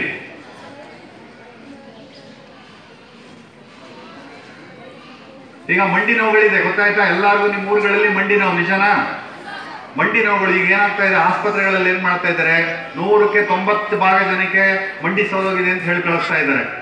ನಿಜನಾ? ಮಂಡಿ ಯಾರಿಗೂ ಸವಿಯಲ್ಲ. ಮಂಡಿ ಸವಿಯೋದು 100ಕ್ಕೆ 10 ಭಾಗ ಜನಕ್ಕೆ, 90 ಭಾಗ ಜನಕ್ಕಲ್ಲ. ನೀವು ನೆಗ್ಲೆಕ್ಟ್ ಮಾಡೋದ್ರಿಂದ ಮಂಡಿಗಳು ಹಾಳಾಗ್ತಾ ಇದೆ. ನೀವು ಕಾಫಿ ಟೀ ಕುಡಿಯೋದ್ರಿಂದ ಗ್ಯಾಸ್ಟ್ರಿಕ್ ಇಂದ ನಿಮಗೆ ಮಂಡಿ ನೋವು ಆರಂಭಿಕವಾಗಿ ಶುರುವಾಗುತ್ತೆ. ಕ್ಯಾಲ್ಸಿಯಂ ಕಮ್ಮಿ ಆಗಿ ಶುರುವಾಗುತ್ತೆ. ಕ್ಯಾಲ್ಸಿಯಂ ಕಮ್ಮಿ ಆದಾಗ ಏನಾಗುತ್ತೆ, ಮಾಂಸಖಂಡಗಳು ಮಂಡಿಗಳನ್ನ ಹಿಡ್ಕೊಳ್ಳೋಕೆ ತಾಕತ್ತು, ಕೀಲ್ಗಳನ್ನ ಹಿಡ್ಕೊಳ್ಳುವಂತ ತಾಕತ್ತು ಕಮ್ಮಿ ಆಗಿ ಏನಾಗುತ್ತೆ, ಕೀಲ್ಗಳು ಮೊದಲು ಜರುಗುತ್ತೆ. ಕೀಲ್ ಜರುಗೋದು ಅಂದ್ರೆ ಗೊತ್ತಾಯ್ತಾ? ಉಳುಕೋದು ಅಂತಾರಲ್ಲ, ಆ ತರ ಕೀಲ್ಗಳು ತನ್ನ ಜಾಗದಿಂದ ಪಕ್ಕಕ್ಕೆ ಜರುಗದಾಗ ಒಂದಕ್ಕೊಂದು ಟಚ್ ಆಗಿ ನಿಧಾನಕ್ಕೆ ಸವಿತದೆ. ಈ ಜರುಗಿದ ಕೀಲ್ಗಳನ್ನ ಮತ್ತೆ ಸರಿ ಮಾಡ್ಬೋದು ನಾವು. ಉಳುಕ್ ತೆಗೆಯೋದು ಗೊತ್ತಾ ಹಳ್ಳಿಗಳಲ್ಲಿ? ಆ ವಿಧಾನ, ಅದಕ್ಕೆ ಕೈರೋ ಪ್ರಾಕ್ಟೀಸ್ ಅಂತ ಕರೀತಾರೆ. ಕೈರೋ ಪ್ರಾಕ್ಟೀಸ್ ವಿಧಾನದಲ್ಲೂ ನಾವು ಕೀಲ್ಗಳನ್ನ ವಾಪಸ್ ಜರುಗಿಸ್ಬೋದು. ಈಗ ನಮ್ಮ ಆರೋಗ್ಯದಲ್ಲಿ ಏನಪ್ಪಾ ಅಂತಂದ್ರೆ, ನಿಮಗೆ ಈ ಆಸ್ಪತ್ರೆಗಳಲ್ಲಿ ಗೊತ್ತಲ್ಲ ನಿಮ್ಗೆ, ಆಧುನಿಕ ಚಿಕಿತ್ಸೆ, ಇಂಜೆಕ್ಷನ್ ಮಾತ್ರೆ ಕೊಡೋದಲ್ಲ, ಆಧುನಿಕ ಚಿಕಿತ್ಸೆ. ಕೇಳಿಸ್ಕೊಂಡಿದ್ದೀರಾ? ಹಾಗೆ ನಮ್ಮ ಭಾರತೀಯ ಪದ್ಧತಿಗಳಲ್ಲಿ ಸುಮಾರು ಈ ಅಲೋಪತಿಯನ್ನು ಬಿಟ್ಟರೆ 150 ಪದ್ಧತಿಗಳಿದೆ. ಎಷ್ಟು ಪದ್ಧತಿ ಇದೆ? 150 ಪದ್ಧತಿಗಳಿದೆ. ಯಾವ್ದು ಒಂದು ಉದಾಹರಣೆಗೆ ನಾನು ನಿಮ್ಗೆ ಹೇಳ್ತೀನಿ, ಈಗ ಸಮಯ ಕಡಿಮೆ ಇದೆ. ಆಯುರ್ವೇದ ಕೇಳಿದ್ದೀರಾ? ಗಿಡಮೂಲಿಕೆಗಳಿಂದ ಔಷಧಿ ಮಾಡುವಂತದ್ದು ಹರ್ಬಲ್ ಮೆಡಿಸಿನ್ ಇದೆ, ಆಯುರ್ವೇದ ಪದ್ಧತಿ ಇದೆ. ತಮಿಳುನಾಡಿಗೆ ಹೋದ್ರೆ ಸಿದ್ಧ ಪದ್ಧತಿ ಎಂದಿದೆ.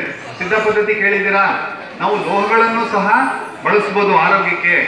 ಆಯುರ್ವೇದ ಶಾಸ್ತ್ರದಲ್ಲಿ ಏನ್ ಹೇಳಿದ್ದಾರೆ, ದ್ರವ್ಯ ಗುಣವಿಲ್ಲದ ಔಷಧ ಗುಣವಿಲ್ಲದ ದ್ರವ್ಯವಿಲ್ಲ ಅಂತ ಹೇಳಿದ್ದಾರೆ. ನೀವು ಯಾವುದೇ ತಗೊಳ್ಳಿ, ನೀವು ವಸ್ತುಗಳನ್ನ, ಕಲ್ಲಿರ್ಬೋದು, ಮಣ್ಣಿರ್ಬೋದು, ಈಗಾಗಲೇ ಗೋಮೂತ್ರದ ಬಗ್ಗೆ ನಾ ಹೇಳಿದೆ. ಸಗಣಿ ಬಗ್ಗೆ, ಸಗಣಿಯಲ್ಲಿ ಪಂಚಗವ್ಯ ಅಂತ ತಯಾರಿಸ್ತಾರೆ. ಪಂಚಗವ್ಯ ಅಂದ್ರೆ ಏನು? ಪಂಚ ಅಂದ್ರೆ 5, ಗವ್ಯ ಅಂದ್ರೆ ಗೋವಿನಿಂದ ಬಂದಂತಹದ್ದು. ಯಾವುದು? ಸಗಣಿ, ಗೋಮೂತ್ರ, ಹಾಲು, ಮೊಸರು, ತುಪ್ಪ. ಇದನ್ನ ಹಾಕಿ ಪಂಚಗವ್ಯ ಮಾಡೋದ್ರಿಂದ ಅವರಿಗೆ 101 ಕಾಯಿಲೆ ವಾಸಿ ಆಗುತ್ತೆ. ಯಾರಿಗೆ ಮಕ್ಕಳಾಗಿಲ್ಲ ಅಂತವರಿಗೆ ಪಂಚಗವ್ಯದ ಔಷಧಿಯನ್ನ ಸರಿಯಾದ ಕ್ರಮದಲ್ಲಿ ಕೊಟ್ರೆ ಮಕ್ಕಳಾಗುತ್ತೆ. ಸಾಕ ಸರ್? ಓಕೆ, ಆಯ್ತಾಯ್ತು. ಸುಮಾರು 1-1.5 ಗಂಟೆ ಆಯ್ತೇನೋ. ಹಾಗಾಗಿ ಮಕ್ಕಳು ಏನ್ ಮಾಡ್ಬೇಕು, ಗಮನ ಇಟ್ಟು ಕೇಳಿಸ್ಕೊತಾ ಇದ್ದೀರಾ? ಈ ತರದ್ದು ಸುಮಾರು 50 ಪದ್ಧತಿಗಳಿದೆ. ಆಯುರ್ವೇದ ಆಯ್ತು, ಸಿದ್ಧ ಆಯ್ತು, ಯುನಾನಿ ಅಂತ ಕೇಳಿದ್ದೀರಾ? ಸಾಂಬ್ರ ಸಿಸ್ಟಮ್ ಯುನಾನಿ ಪದ್ಧತಿ ಇದೆ, ಆಕ್ಯುಪ್ರಂಚರ್ ಇದೆ, ಆಕ್ಯುಪ್ರೆಷರ್ ಇದೆ, ವರ್ಮ ಚಿಕಿತ್ಸೆ ಅಂತಿದೆ, ರೇಖಿ ಚಿಕಿತ್ಸೆ ಅಂತಿದೆ. ತುಂಬಾ 150 ಸಿಸ್ಟಮ್ಗಳಿದೆ. ಈ ಎಲ್ಲ ಸಿಸ್ಟಮ್ಗಳಲ್ಲಿ ₹1 ಖರ್ಚಿಲ್ಲದೆ ಇರುವ, ಯಾವುದೇ ಸೈಡ್ ಎಫೆಕ್ಟ್ ಇಲ್ಲದೆ ಇರತಕ್ಕಂಥ ಆರೋಗ್ಯ ಪದ್ಧತಿಗಳನ್ನ ಪ್ರತಿಯೊಬ್ಬರು ದಿನಕ್ಕೊಂದು ಔಷಧಿಯಂತೆ ಕಲಿತಾ ಬರಬೇಕು. ಪ್ರತಿಯೊಬ್ಬರು ಸಹ ಆರೋಗ್ಯವಂತರಾಗಬೇಕು, ಪ್ರಜ್ಞಾವಂತರಾಗಬೇಕು, ಪರಿಶ್ರಮಿಗಳಾಗಬೇಕು ಅಂತ ಹೇಳಿ ನಿಲ್ಲಿಸೋಣ ನಾನು ಇಲ್ಲಿಗೆ. ಓಕೆ, ನಮಸ್ಕಾರ ಎಲ್ಲರಿಗೂ. ಪ್ರಶ್ನೆ ಇದ್ರೆ ಕೇಳಿ.